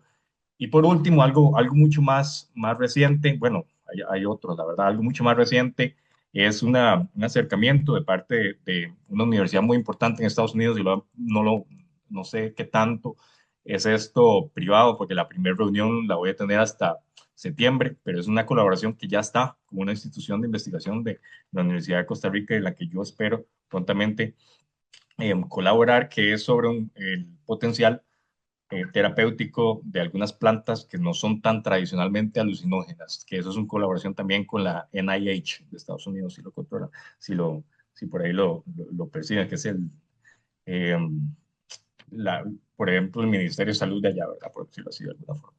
Eh, y después de eso, desde principios de este año, hemos tenido el acercamiento a la asociación de una institución internacional que se dedica como a financiar y como divergir los diferentes financiamientos para proyectos de investigación de psicodélicos. Entonces, Costa Rica ha sido el objetivo de estos para ver si empezamos a hacer diferentes estudios preclínicos y hasta clínicos. Lo que pasa es que la investigación clínica de psicodélicos en Costa Rica nunca se ha dado, ¿verdad? Entonces, es abrir un camino nuevo que nos ha costado bastante, que nos hemos tenido que reunir con el Instituto Costarricense de Drogas, con el Ministerio de Salud, ¿verdad? Con hacer varias consultas dentro de la Universidad de Costa Rica, y ahí vamos haciendo diferentes acercamientos con diferentes lugares y esperamos que pronto se dé algo. O sea, honestamente lo que les traigo, como les estoy diciendo, es esto, son oportunidades que ahí vamos trabajando poco a poco, y que con solo que se dé la mitad o menos de la mitad ya es algo muy emocionante, ¿verdad? Son colaboraciones con universidades muy importantes, y que bueno, nada, y que esperamos que en una segunda reunión de esto que tengamos en un par de meses les pueda contar más y pueda colaborar más bien con la parte de estudios actuales y no tanto de estudios a futuro. Entonces, ya los dejo con esto, los dejo picando. Ahí está súper emocionante. Costa Rica ha sido el blanco y el objeto de universidades y instituciones internacionales para la investigación en psicodélicos, y esperamos que pronto siga creciendo. Ahora los dejo con Daniel y con todas las preguntas que tienen los usuarios para los investigadores, para nosotros. Y entonces, adelante. Buenas noches, gracias. Yo, muchísimas gracias. Muchísimas gracias a todos los panelistas, ¿verdad? Por las presentaciones hasta el momento. Damos inicio a la sesión de preguntas y respuestas. Entonces, básicamente, para tratar de hacer esto lo más ameno posible, los invitamos a que, si lo consideran apropiado, que enciendan sus cámaras, abran el micrófono de manera informal, ¿verdad? No tienen que levantar la mano. La verdad es que adelante, traten nada más no de hablar uno encima del otro, pero abran su micrófono, enciendan cámara y adelante con sus preguntas. Nada más indiquen para quién es la pregunta, por favor. Ignacio, ya que veo que sí tiene la mano levantada, adelante, es el primero, vaya. Buenas noches. Muchas gracias a todos. Es, Buenas noches. como un sueño hecho realidad ver este tipo de investigación. Así que es muy especial, la verdad. Y vieran que yo le tengo una pregunta a la doctora Andrea. Si, bueno, y a todos los involucrados en este proyecto, existe interés en estudiar con los cromatógrafos las diferencias entre los hongos frescos y los hongos deshidratados. Esto lo pregunto desde la perspectiva de que muchas o algunas culturas que los consumen históricamente los usan frescos. Y por ahí hay de vez en cuando conversación de que se rumora que tal vez hayan algunos alcaloides que se pierden en la deshidratación y demás. Entonces, bueno, les quería hacer esa pregunta. Muchas gracias. Gracias, Nacho, por la pregunta. Sí, vieran que esta pregunta ha salido muchas veces porque inclusive desde la parte, nosotras estamos interesadas en cuantificar la cantidad de, bueno, la concentración de psilocibina en primera instancia y también de esos otros siloides que ocurren en concentraciones menores, pero que también tienen propiedades psicoactivas, ¿verdad? Porque cuando las personas consumen el hongo entero, pues hay gente que reporta que el efecto es distinto de si las personas consumen la psilocibina sintética. Y ahora está todo el tema de qué pasa con, ¿verdad? Con el almacenamiento. Por ejemplo, em, nosotras inicialmente compramos una cantidad de hongos frescos a un proveedor nacional porque estábamos viendo a ver los protocolos para cómo procesamos la muestra para medirle la psilocibina de una manera fidedigna. Y resulta que agarramos este cargamento, bueno, este cargamento no, esta cantidad de hongos frescos y los metimos en el congelador a -20 para hasta el momento que pudiéramos procesarlo y la psilocibina se degradó completamente. O sea, después de un mes en el congelador a -20 no quedó absolutamente nada. Y lo que sí hemos visto en la literatura es algo que ustedes probablemente ya saben, que aunque los hongos estén secos, este, la psilocibina se pierde. De hecho, todos los hongos de fungarias, ¿verdad? De fungarias alrededor del mundo ya no tienen psilocibina. Pero lo que no se sabe muy bien, y eso es algo que habría que hacerlo en un estudio que ya lo hemos hablado, es agarrar sistemáticamente los hongos, secarlos de diferentes maneras, ¿verdad? Puede haber liofilización, puede haber secado a 40 grados, secado a 45 grados, y el tiempo en que se guardan, y si se guardan en una jarra oscura o si se guardan en una jarra clara, y si se guardan al vacío versus no, para ver qué pasa. Pero definitivamente hay métodos en que la psilocibina se degrada más rápido, solo que no lo hemos hecho, pero definitivamente está en nuestra lista. Entonces, muchas gracias por la pregunta. Es una excelente pregunta. No, muchísimas gracias. Y bueno, ya que si se puede así agregarle una, es que ahora mencionaste que a -20 luego de, y creo que fueron 3 meses, no quedó Uno, nada, un mes. Y bueno, eran los hongos completos, ¿verdad? Del cuerpo completo. Cuando uno hace una extracción con el hongo fresco en agua y separa solo el agua, pues la psilocibina ha quedado buena por meses congelada. he Entonces se me hace escuchado, interesante esto que mencionas, sí, sí. sí, sí. Voy a, Bueno, voy a decírselo a las del Ciprona para que podamos probar nuevos métodos de extracción, porque tenemos un problema, porque nosotras, digamos, rara vez podemos agarrar una semana para irnos de gira a buscar, sino que a veces los fines de semana salimos a buscar o agarramos un día entre semana y vamos, entonces conseguimos un poquito, ¿verdad? Y lo llevamos al Ciprona para que lo analicen, pero ellos nos dicen, no, por favor tráiganos un gran, ¿verdad? Más hongos para nosotros poder tener las líneas de trabajo y todo, y eso es muy difícil. Pero si encontráramos una manera de extraer los compuestos y que no se degraden durante más tiempo, sería genial para el trabajo. Entonces, gracias por esa sugerencia. Bueno, yo estoy aquí de moderador, pero también tengo unas preguntas. Entonces, de una vez tengo una para José Arce. Es que, José, mencionaste una serie de publicaciones que sonaban fascinantes. Entonces, si alguien quisiera leer más a fondo, ¿dónde es que puede acceder a estas publicaciones que mencionaste? Tal vez si lo pudieras colocar en el chat para que yo y otras personas puedan acceder a estas publicaciones, pues se te agradecería un montón. Claro, con mucho gusto, Daniel. Sí, les agradezco. Y le agradezco la pregunta porque sí, de verdad, pasamos tan rápido que no da chance realmente de ver con detalle las distintas propuestas y demás. Ya les voy a compartir ahí un enlace al perfil de Google Scholar donde pueden acceder a las distintas publicaciones mías y del laboratorio en caso de que tengan más interés. Sí, muchísimas gracias. Excelente, José, muchas gracias. Y habían entrado algunas preguntas también por el chat, entonces nada más menciono algunas. Julio Villalobos había preguntado, ¿cómo modula la psilocibina la actividad de la red por defecto, default mode network, y qué implicaciones tiene en la percepción del yo? Preguntaba Julio Villalobos.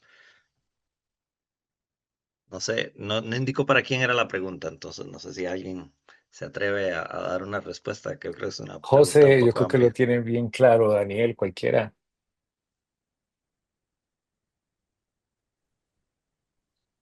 Podría responder, claro. Este, Vamos a ver, los psicodélicos clásicos en general, se habla mucho, no sé si vieron la imagen que ahora Juan Carlos les enseñó, ¿verdad? Muchas zonas calientes, como rojas, en comparación con otros, incluso fármacos que son estimulantes. Mucho de esto hablamos de esta temperatura, llamémosla entropía, que es como desorden, ¿verdad? Se puede hablar como, hay desorden en diferentes áreas, no en todo lado. Una de las áreas donde se ha estudiado con mucha, y sobre todo la conexión en redes neuronales, ¿verdad? Es decir, no solamente un componente particular del cerebro, sino como el cerebro en sus múltiples componentes funciona, es la red por default, o sí, por defecto, ¿verdad? Lo que se ha visto es que con los muchos psicodélicos clásicos, específicamente la psilocibina, lo que hace es no generar más conectividad, sino más bien en un punto bajarle la conectividad normal, es decir, que haya una conectividad menor y muchas veces muy desordenada. Una conectividad, no, digamos que no la conectividad normal que generalmente tenemos. Es decir, que cuando tenemos una experiencia psicodélica con psilocibina, esta entropía en esa área, porque entropía a veces lo asociamos como que hay mucha actividad y mucho desorden, no. No es que haya mucha actividad o mayor actividad, sino que hay actividad muy desordenada, incluso mucho más baja de lo normal. Esta red, cuando hay este nivel de entropía y se desintegra, pues también se desintegra lo que es la percepción del yo, puesto que esa red tiene mucho que ver con cómo procesamos la información, sobre todo la información más narrativa de mi vida, de mi persona, de mi historia. Entonces, básicamente, en la experiencia psicodélica, este estado de desintegración del yo, donde a veces el yo no existe como este ente autorreferente que constantemente piensa, habla, estructura y ve el mundo, pues no es que se explica únicamente porque la red por default también se desintegra, digámoslo así, pero sí es un componente muy importante. Entonces, Julio, iba muy bien con la pregunta, puesto que sí, ¿verdad? Cuando se desintegra esto, la red por default también se desintegra cierta parte del yo. En una experiencia psicodélica, hablamos de en la psilocibina de unas 2 a 3 horas, 4 horas, dependiendo del momento particular de la experiencia. Gracias, Daniel. Muy amable. Tengo otra pregunta. Adelante, Julio. Claro, Muy amables. Bueno, hace un momento ustedes dijeron que cuando salen a hacer trabajo de investigación de campo, que encuentran especímenes que no tienen psilocibina, se refieren a un espécimen, ¿cómo lo explico? En específico, o es porque ahora existen mecanismos para impedir que se desarrolle esas sustancias, como por ejemplo las heces del ganado, que les inyectan fármacos a las vacas para que no se produzcan esos hongos. ¿A eso se referían ustedes con especímenes que carecen de psilocibina? No, voy a responder esta pregunta. No, no nos referíamos a eso, pero eso es súper importante. Vieras que hasta el momento no hemos recolectado hongos de coprófilos, o sea, todavía no hemos recolectado hongos en Boñiga, nos hemos centrado sobre todo en bosques. Bueno, la presencia o ausencia de psilocibina es como una característica diagnóstico de las especies. Entonces, antes había un montón de especies que se creían que eran psilocibes, pero cuando les hicieron análisis se dieron cuenta que naturalmente ellos no producían psilocibina. Entonces, como que muchos de ellos se sacaron del género psilocibe y se colocaron en otros géneros que morfológicamente son muy parecidos, como de cónica u otros. Entonces aquí hay dos preguntas. Uno es que uno ve un hongo y lo agarra y como estamos descubriendo, ¿verdad? Aprendiendo a identificar la diversidad de hongos psilocibios en Costa Rica, creemos que es un psilocibe, pero después vamos y le medimos la psilocibina y no tiene. Se le hacen los análisis moleculares y resultó que no era un psilocibe. O se creía que sí era, pero no a tener psilocibina hay que arreglar la taxonomía y pues reclasificarlo en otra cosa algunas veces. Y lo otro que no sabemos es si especies que normalmente producen psilocibina en ciertas condiciones ambientales ambientales naturales no la producen. Pero para eso necesitamos colectar muchos especímenes de la misma especie, medirles la psilocibina para ver eso. Pero bueno, ya en ambientes seminaturales, ¿verdad? Como en potreros con ganados que están llenos de químicos, o tal vez las pasturas tienen químicos, si usted tiene toda la razón, puede ser que puede ser que la psilocibina se suprima, pero como no sabemos para qué es, no podemos desarrollar hipótesis de por qué en algunos lugares eh, hay o no, ¿verdad? Entonces es como una situación de huevo y gallina, hay como que estudiar todo al mismo tiempo para ver para qué sirve, para ver qué factores la podrían suprimir. Pero lo que usted dice es muy interesante. Muchas gracias por la pregunta. Veo que tanto Joe Muy como amables. el doctor Brenes tienen las manos levantadas hace ratito, entonces por favor adelante. También hay unas preguntas en el chat, pero muy arbitrariamente le doy precedencia a los que se animan a hablar en voz alta porque creo que es más ameno para toda la audiencia. Entonces vamos primero con ellos y luego pasamos a las del chat. Bueno, yo la levanté como cuando estaba hablando Daniel, solo quería hacer un adendum a esa respuesta de la red neuronal por defecto y es nada más que me gusta, que es un articulillo, aunque por ahí hay donde lo que Daniel nos dijo, esa desconexión un poquillo y esa conexión en desorden se da durante la experiencia psicodélica. Sin embargo, hay un artículo donde ellos analizaron un poco la imagenología funcional después de la experiencia psicodélica, en días después. Y entonces lo que vemos es que esa imagen, ese mapa funcional de, de la actividad cerebral en la red neuronal por defecto, las diferentes áreas de la corteza cingulada y demás, es diferente a como era previo a la experiencia psicodélica. Entonces eso, lo que los autores indican lo que hipotetizan es que hay un diferencial en la manera en que nosotros ahora nos percibimos a nosotros mismos y nos percibimos con respecto al mundo exterior, ¿verdad? Ahí hay un cambio en la manera en la que nosotros nos percibimos, lo cual va muy de acuerdo, ¿verdad? A lo que uno escucha de las personas y de que han tenido este tipo de experiencias y lo cual contribuiría, ¿verdad? Al mecanismo de beneficio en las muchas patologías, ¿verdad? En la depresión, en ansiedad, en trastorno de consumo de sustancias y demás, ¿verdad? Cómo nos representamos nosotros y cómo nos percibimos con respecto a la sociedad y a lo demás, ¿verdad? La gente dice esto a cada rato, ¿verdad? Que ya ahora pienso muy diferente de mí mismo, pienso muy diferente en comparación a lo que nos ha dicho la sociedad. Entonces, nada más quería hacer esa pequeña acotación, ¿verdad? Que hay ahí ahora como un cambio en la manera en la que dispara esa red neuronal por defecto y que se activa. Gracias por el aporte, Joe. Doctor Brenes, por favor adelante. Y luego tenemos a Dario Mora, que tiene la mano levantada. Sí, gracias. Igual iba a complementar un poco lo que estaba diciendo Joe y Daniel. Cuando uno lee en estos textos de cambios en la conectividad, da a entender como que el cerebro está conectado de una manera y de pronto se conecta de otra, lo cual no es posible. Es decir, el cerebro ya está conectado de una manera, esas redes están definidas genéticamente y además después están estimuladas por todo el proceso de desarrollo. Es decir, no es que una neurona que está conectada una con otra, de pronto ya no están conectadas y ahora se conectan con otras. Eso no va a pasar así. Es decir, ya las redes están establecidas. El cambio de conectividad no es un cambio de sinaptogénesis brutal, digamos, espontáneo. Eso no es posible. Lo que ocurre es, en las redes que ya existen, hay un cambio en las estructuras que median esa conectividad, es decir, que median la comunicación que hay entre las partes. Y por eso se habla tanto, tanto, tanto de la importancia del tálamo y de las estructuras que regulan a la corteza cerebral, sobre todo a la corteza prefrontal, que es la que da sentido de estar al volante, es decir, sentido de que uno está conduciendo los pensamientos y las emociones. Pero no puede cambiar, no es que ahora, digamos, no sé, el cuerpo calloso se mueve y conecta el lóbulo parietal, no sé, con la corteza de la ínsula. No, eso no va a pasar.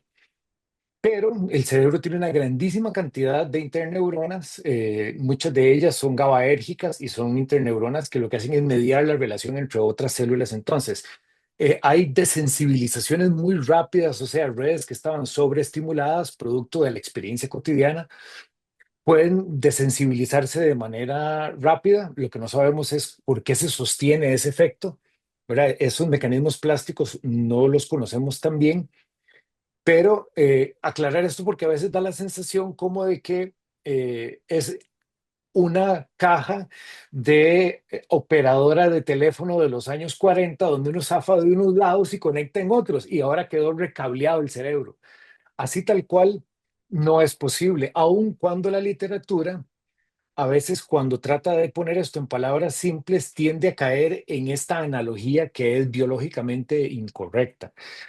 Lo que significa es que entonces el cerebro sí estaba cableado de esa manera y las estructuras que median esto exactamente igual como ocurre durante el sueño, específicamente el sueño de movimientos oculares rápidos, hay una desincronización de la actividad cerebral y hay una representación onírica bastante caótica y los niveles de entropía aumentan, pero eso no significa que lo que está ocurriendo es biológicamente no posible, sino que es posible, nada más que está ocurriendo bajo algún otro agente. En ese caso es un fenómeno natural y con la psilocibina actuando sobre estos receptores, produce sobre todo a nivel de la capa número 5 de las células piramidales de la corteza cerebral, produce este nivel de desestabilización sensorial y desactiva estas estructuras claves, el claustro y otras que controlan esa sensación de conectividad y la red.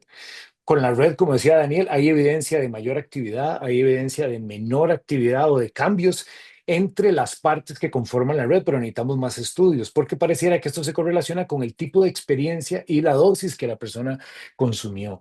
Entonces, por supuesto, si la persona está teniendo una representación muy onírica o muy sensorial, es probable que veamos eso en el FRMI.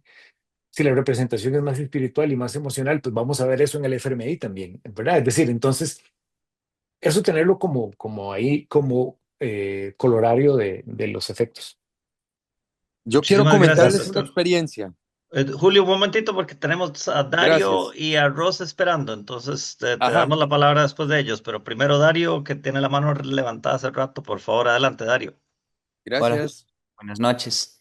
Mi Buenas pregunta noches. es para el que lo pueda pues responder, que hace unos meses atrás había coincidido con Melissa Mardonés y ella me había comentado que hay un estudio, no me recuerdo, era como 2018, 2017, si mal no recuerdo, que era de que en especies coprófilas hay transferencia horizontal de genes con hongos que están creciendo pues cerca de Psilocybe cubensis y hay pues una transferencia horizontal de genes que hongos que no necesariamente presentan psilocibina la presentan a través de esa transferencia.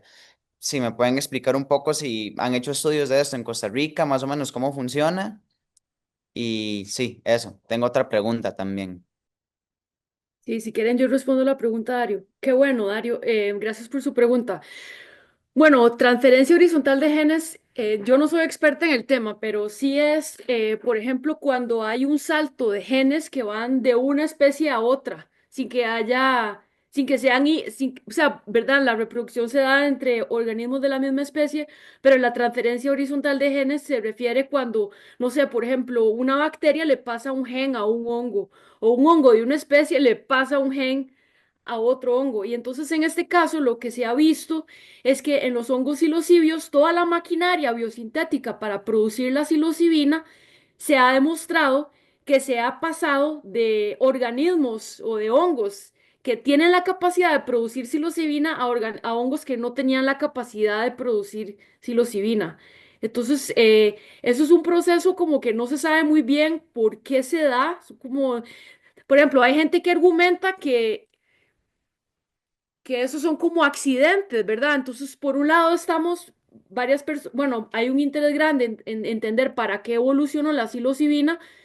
Entonces uno podría decir, bueno, si toda la maquinaria, la maquinaria biosintética de psilocibina le confiere a los hongos que la tienen una ventaja, ¿verdad? Que se los coman menos, digamos que la psilocibina es para que los hongos se defiendan de la fungivoría o para cambiar el comportamiento de los animales que se lo coman y viajen más lejos y les dispersen las esporas.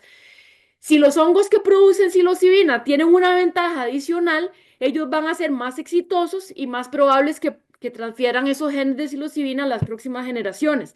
Entonces, pareciera ser que eso es común y que entonces sí hay una ventaja evolutiva a producir psilocibina, pero después viene la transferencia horizontal de genes y entonces como que desarma un poco este panorama y hay gente que piensa que tal vez la transferencia horizontal de genes, pues significa que la psilocibina se transfiere, o sea, la capacidad de generar psilocibina se transfiere por casualidad y que no necesariamente sirve para algo. Em, pero sí, hay un estudio, sí, ese estudio efectivamente lo tengo en mi mente, pero si quiere le puede mandar un mensaje al chat y yo lo puedo pasar por el chat por si usted lo quiere ver. Gracias por la pregunta. Muchas gracias, doctora. Vamos con Rosa Salazar y luego con Julio. Rosa, adelante, por favor. Hola, buenas noches.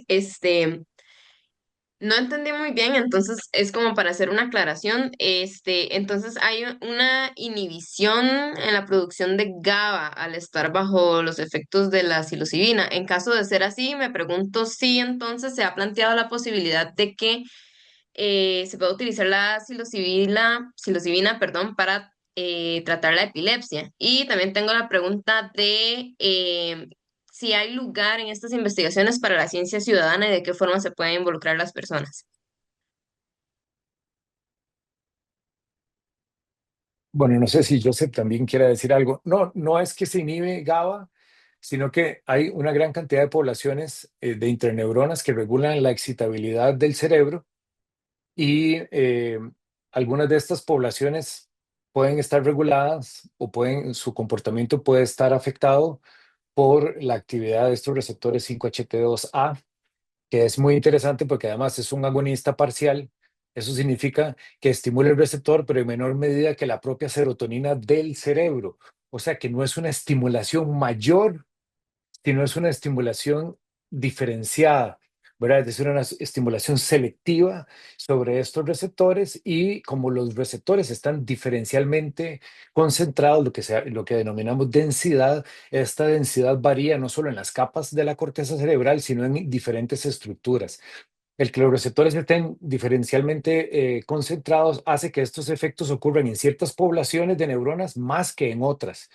Y esto puede desestabilizar la excitabilidad. Es decir, si hay cambios en la regulación de estas interneuronas, pueden haber cambios súbitos y drásticos en la excitabilidad neuronal sin llegar a niveles, digamos, excitotóxicos, o sea, que puedan provocar daño en las neuronas, sino que son transitorios y ocurren en diferentes estructuras, muchas de ellas de tipo perceptual, a los que provocan estos efectos, digamos, que las personas reportan, pero no es una regulación específica. Además, se cree que, digamos, interactúan poco, no está dentro de los receptores asociados con el efecto de la psilocibina en los receptores de GABA, ¿verdad? Ni siquiera otros relacionados. O dopamina, que también ha sido, que es también, o está relacionado con la actividad de otros psicodélicos. Y dije esto porque es muy interesante la diferencia con otras sustancias, esto de que sean un agonista parcial, ¿verdad? Yo quería ampliar nada más, Ross, muy buena pregunta, que más bien Ujú, teóricamente con la parte de convulsiones, ¿verdad? O específicamente ujú. para epilepsia, No dije eso, sí. está más bien contrarrecomendado, ¿verdad? Porque hay un aumento de cortical, ¿verdad? En la parte con glutamato. Entonces sí. Y normalmente los focos epileptogénicos están ubicados a nivel cortical, sobre algunas zonas más que otras, normalmente a nivel temporal. Entonces el riesgo que eso que dice Daniel aumenta durante la experiencia psicodélica, podría haber crisis convulsivas muy severas. Gracias, Daniel. Es que no respondí esa parte. Julio, por favor, adelante. Y luego veo que Dario Mora tiene mano levantada otra vez, que él había dicho que tenía dos preguntas. Así que, Julio, por favor, adelante. Gracias. Bueno, era compartirles una experiencia así pequeñita. Cuando yo tenía como 8 años más o menos, yo recuerdo que fui a dar un paseo a la montaña y encontré unos honguitos chiquititos de cabeza roja con puntitos blancos, parecían, no sé, caramelos. Y yo me comí uno por curiosidad. Me acuerdo que me quedé dormido como unos casi 15 minutos y después de que yo consumí ese honguito, pues no sé, ha sido diferente, como que tengo, digamos, como que se activó el lóbulo frontal, me explico, porque puedo captar formas, puedo sentirlas bien, incluso se me me fue muy fácil aprender a tocar un instrumento. No sé si fue por el efecto que tuve de ese pequeño psicoactivo o ya uno venía con esa configuración, ¿verdad? Cerebral. Pero lo que recuerdo es que desde que consumí ese honguito a muy temprana edad, yo sentí el cambio. Yo lo sentí. De hecho, cuando comento estas cosas, a veces hasta se quedan viendo, oh, oh, está loco este, quién sabe qué hizo. Entonces, ¿a qué se debe? O sea, si yo era un niño y me comí un hongo sin saber qué especie era, ¿a qué se debe eso? Si hubo una mejora en la neuroplasticidad de mi cerebro o ya yo venía con esa configuración cerebral. No sé, esa es la pregunta. No Bien. sabemos. Yo no voy a contestar la parte del efecto cerebral, pero si era roja y con puntitos blancos suena como una manita que tiene muscarina. Yo no sé si los neurocientíficos, neurobiólogos y gente que trabaja en salud sabe algo sobre los efectos de la muscarina. Mucimol, perdón. Ah, de Musimol, sí. Joseph sabe mucho de él, ese agonista de GABA. Pero lo que sí es claro es que no sabemos muy bien cómo esos efectos de una sola dosis pueden producir cambios que las personas subjetivamente reportan como un antes y un después, y ese después se sostiene en el tiempo. Eso, digamos, no lo sabemos muy bien. ¿Por qué? Porque los cambios plásticos que ocurren producto de otros estímulos que aumentan las mismas vías DNF u otros factores de crecimiento nervioso o que aumentan glutamato o que aumentan dopamina no tienen esos efectos sostenidos. Necesitamos administraciones repetidas o actividades repetidas que induzcan esos efectos. Por ejemplo, el ejercicio físico. El ejercicio físico, para que tenga efecto sobre DNF, hay que practicarlo siempre. Si uno deja de practicar, se va el efecto del ejercicio sobre DNF. Entonces, no entendemos qué cambios produce, que pueden ser posiblemente cambios inclusive a nivel genético, es decir, en la expresabilidad de los genes que controlan estas vías que puedan hacer que continúen expresándose de manera sostenida, aun cuando ya el estímulo no está presente, porque el estímulo farmacológico se aclara en muy pocas horas. Entonces, ¿qué hace que este estímulo permanezca en el tiempo? Tiene que ser una regulación epigenética muy fuerte, posiblemente, que haga que los genes encargados de producir tanto las moléculas señal como los receptores estén regulados a la alta cuando corresponde y a la baja cuando ese es el efecto esperado. De lo contrario, es difícil de imaginarse. Para mí eso es absolutamente fascinante, pero no tengo idea, digamos, no tenemos nada en la vida real que más o menos, que yo sepa, tal vez si no ustedes me sacan de la duda, que más o menos emule ese impacto.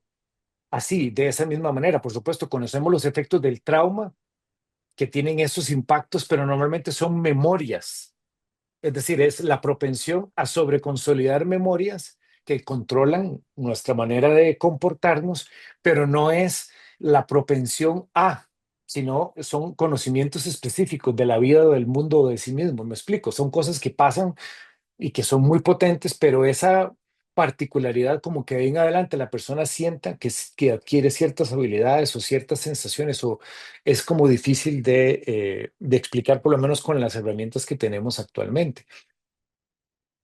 Creo que Daniel Exacto. Arroyo tiene... Ah, bueno, adelante, Perdón. perdón, Joe.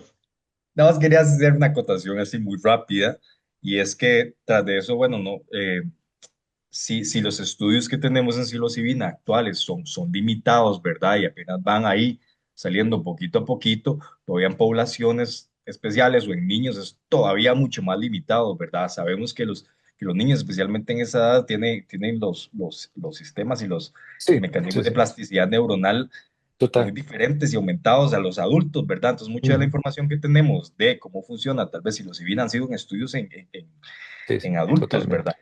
Entonces, es una de las preguntas que tenemos, es otro para ahí Sí, seguir tirándoles posibilidades de estudios que yo he hablado con diferente gente, otro es empezar a estudiar eso, cómo puede afectar el desarrollo y cómo puede afectar en etapas tempranas del desarrollo los efectos de psilocibina, porque no sabemos y claro, y hasta el momento no está recomendado, ¿verdad?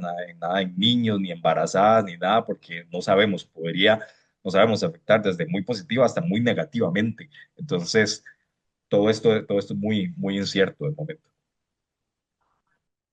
Creo que Daniel Arroyo también tenía algo que agregar y luego pasamos con la pregunta de Dario Mora. Sí, muy brevemente. De hecho, existe ahorita un único estudio, ¿verdad? De cohorte que profundizó en adolescentes, ¿verdad? De 16 a 24 años, en ese rango, ¿verdad? La niñez aún está totalmente excluida, ¿verdad? De esos estudios, de momento, ¿verdad? Como decía Joe, teóricamente son momentos muy plásticos, no sabemos qué pasaría si un momento muy plástico le agregamos aún mucha más plasticidad, ¿verdad? Entonces, nada más quería agregar eso, le va a pasar Pero el estudio debería por ser acá. agudo, Claro. debería desvanecerse, ese es el punto. Ujú. Daniel, veo que O sea, y le pidió metemos, perdón, perdón. Perdón, doctor, adelante. No, es nada más para que antes de que se me olvide, me están pidiendo que si pueden compartir ese estudio en el chat, si tienen algún enlace a Claro, ese yo la comparto. estudio. Y perdón, doctor, adelante. No, no, lo que digo es que esa es la parte que es fascinante, porque sí, claro, la sustancia está interactuando con un cerebro que está en proceso de desarrollar nuevas conexiones, pero también sabemos que el consumo de ciertas sustancias en etapas tempranas no solo puede comprometer la plasticidad, sino que puede comprometer la poda sináptica, lo cual también es sumamente importante, ¿verdad? Es decir, el cerebro tiene que podarse, perder hasta un 2% de su peso, ¿verdad? Dejando las conexiones que realmente son las que necesita. Entonces, no sabemos de qué manera esto puede ser regulado farmacológicamente por agentes externos, lo sabemos por sustancias de abuso, pero en consumidores crónicos, porque una única dosis normalmente no tiene efectos en nadie, ¿verdad? Hacerse una línea de coca, fumarse un puro de marihuana no va a tener un efecto de esa magnitud como para cambiar la plasticidad de en adelante. Eso es lo que sabemos. Ahí sí tenemos muchos estudios en animales y en seres humanos sobre efectos agudos, pero esos efectos agudos normalmente normalizan. Entonces, hay mucho que estudiar, pero hacen falta estudios, digamos, hacen falta muchos, muchos estudios para entender estos mecanismos, porque esta propensión a plasticidad, que es algo que tal vez eh, Daniel podría profundizar un poco en esto, ese abrir estas ventanas de plasticidad en una terapia, una psicoterapia asistida con psicodélicos, ¿verdad? Si yo tengo cosas que quiero trabajar o, ¿verdad? O síntomas que quiero revertir, se abre un portillo, una ventana de plasticidad durante un periodo determinado y yo aprovecho en ese periodo determinado esa plasticidad para digamos, resignificar experiencias acompañado por un profesional, siguiendo un proceso de integración y tal, los efectos, que eso es lo que miden los estudios, son enormes, pero normalmente esos efectos no necesariamente se observan de la misma manera en consumidores ocasionales recreacionales. Y es porque posiblemente esa ventana de plasticidad no está siendo guiada. No sé si me voy a entender. Eso es como una hipótesis de cómo aprovechar ese efecto que se abre, que podría abrirse para cualquier cosa. Ese es el riesgo que algunas personas señalan. Bueno, que yo abro esa ventana de plasticidad y si me voy a exponer a cosas negativas o sea, podría favorecer la consolidación de cosas que no necesariamente sean saludables. Es decir, es posible eso. Entonces, quizá la parte de terapia asistida con psicodélicos tiene estos efectos en parte por esa ventaja de aprovechar esos periodos. Lo que no sabemos es cuáles son las moléculas diana que están regulando esto de forma tal que eso permanezca, digamos, tanto en el tiempo, habiendo ya aclaramiento de la psilocibina, o sea, no estando la psilocibina claramente en el cuerpo. Ella no, pero los segundos y terceros y no sé cuántos mensajeros sí, ¿verdad? Esa es la parte increíblemente fascinante. Claro, doctor, y creo que aún habiendo intención de estudiar los efectos en niños, creo que sería una pesadilla a nivel ético, tramitológico para cualquier Totalmente, universidad en el totalmente. panorama moderno, Sí. que aunque es más favorable que el pasado, pues sigue habiendo pues ciertos pasos éticos que se tienen que tomar. Bueno, Darío, creo que recibimos la suya como la última pregunta de la noche, porque Pero ya... solo Ah, una cosa, adelante, por Daniel, es que favor. había una pregunta de Jess Por sobre las favor, dosis. Me imagino que cuando yo me refería a las dosis de los estudios al de gramaje. comparación de psilocibina, inclusive comparado contra antidepresivos como escitalopram, eran macrodosis, pero no recuerdo las dosis. Daniel, ¿usted sabe, recuerda las dosis entre 40 y Yo sí me 50? ¿O acuerdo, eran usted se acuerda? 25 gramos de, Ah, bueno, de Miligramos, sí. psilocibina pura, miligramos. miligramos. miligramos, sí, miligramos. 25 miligramos de 25. psilocibina Entonces, pura. Si media. lo comparamos ahí más o menos con el contenido de psilocibina, no sé, de un cuensis o algo así, varía, pero también porque Ujú. varía un montón dependiendo de la cepa de cuensis, ¿verdad?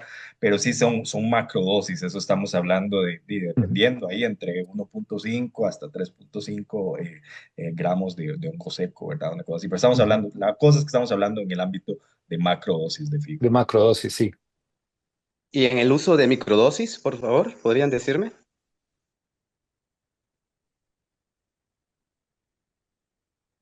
Ustedes saben, yo no recuerdo que tengan ese poder, no.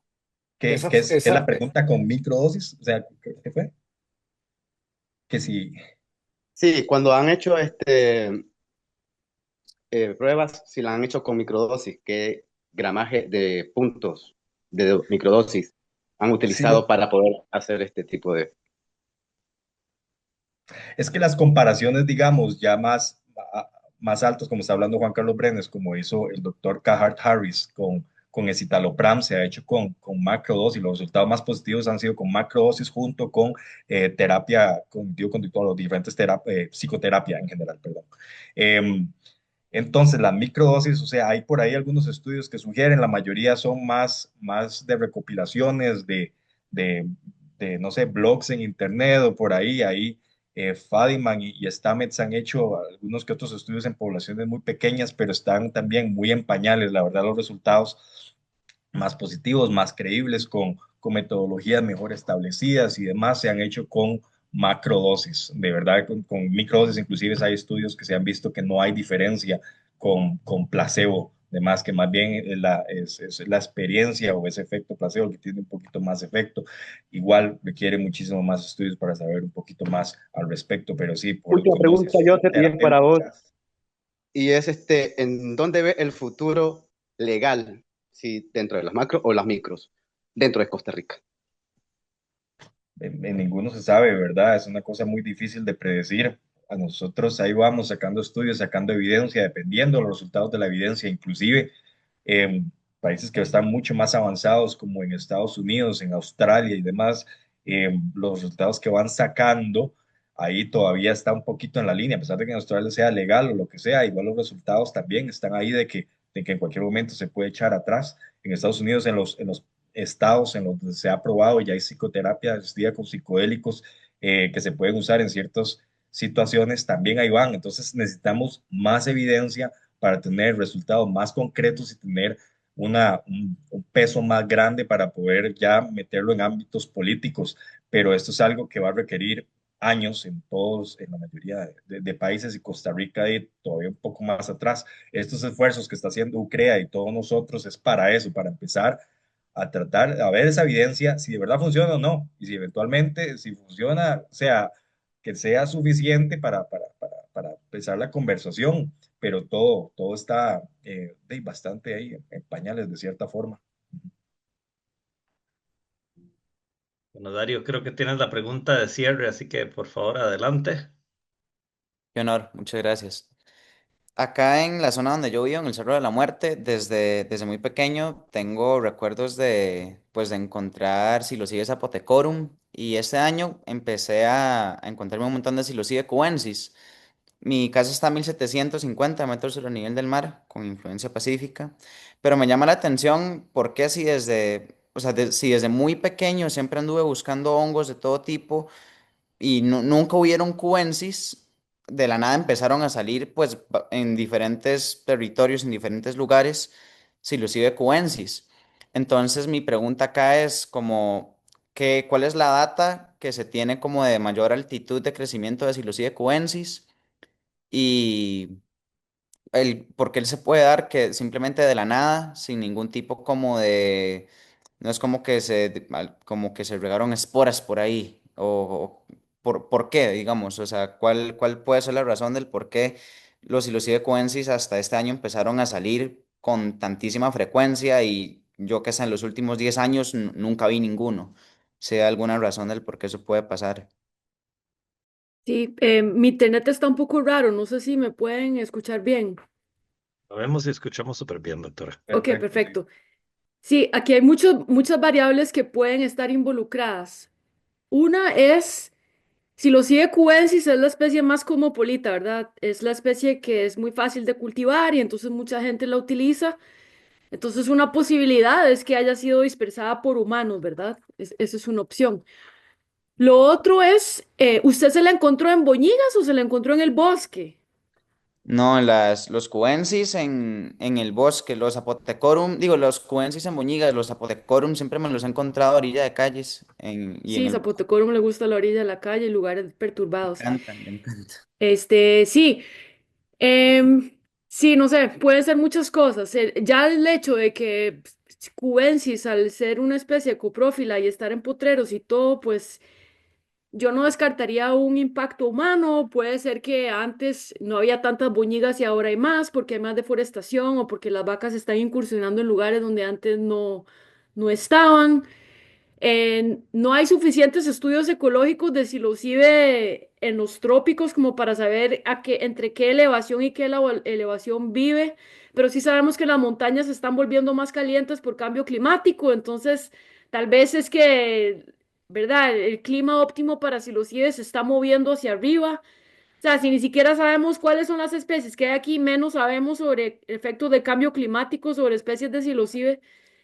Pero sí, o sea, súper interesante. Y mi recomendación es que lleve apuntes, ¿verdad? Que lleve un registro de las especies de hongos que usted ve en los lugares, porque eso puede ser muy útil para el futuro. Y ahí ahí nos puede contactar si nos quiere ayudar si ve registros, si nos quiere decir para nosotros poder ir y colectarlos. A mí Melissa me había dicho que, bueno, hace 2 meses, no sé, pero Melissa hace 2 meses me había dicho que no tenían individuos todavía colectados de Zapotecorum. Yo Ya sé dónde, tenemos uno, ok, bien, yo sé pero todos es los años, yo chiquitito. sé dónde empiezan a crecer en la segunda semana de junio, los últimos 4 o 5 años he visto. Entonces, si ocupan uno, me escriben ahí en junio y yo los llevo al lugar con mucho gusto. Aquí en el Cerro Ok, de la Muerte. voy a poner mi email en el correo por si alguien también quiere contribuir con avistamientos de hongos para ir a recolectarlos para el herbario para hacer todos esos análisis que les conté. Muchas gracias. Y bueno, nada más queríamos básicamente decir que llegamos a la conclusión de nuestra sesión para el día de hoy. La sesión de preguntas y respuestas estuvo muy activa, larguísima, como nos gusta, nos encanta ver gente que esté participando tanto, tan activa. Y bueno, nada más antes de despedirnos, queríamos agradecer de todo corazón a todos los panelistas de hoy por compartirnos sus conocimientos y sus Gracias. experiencias.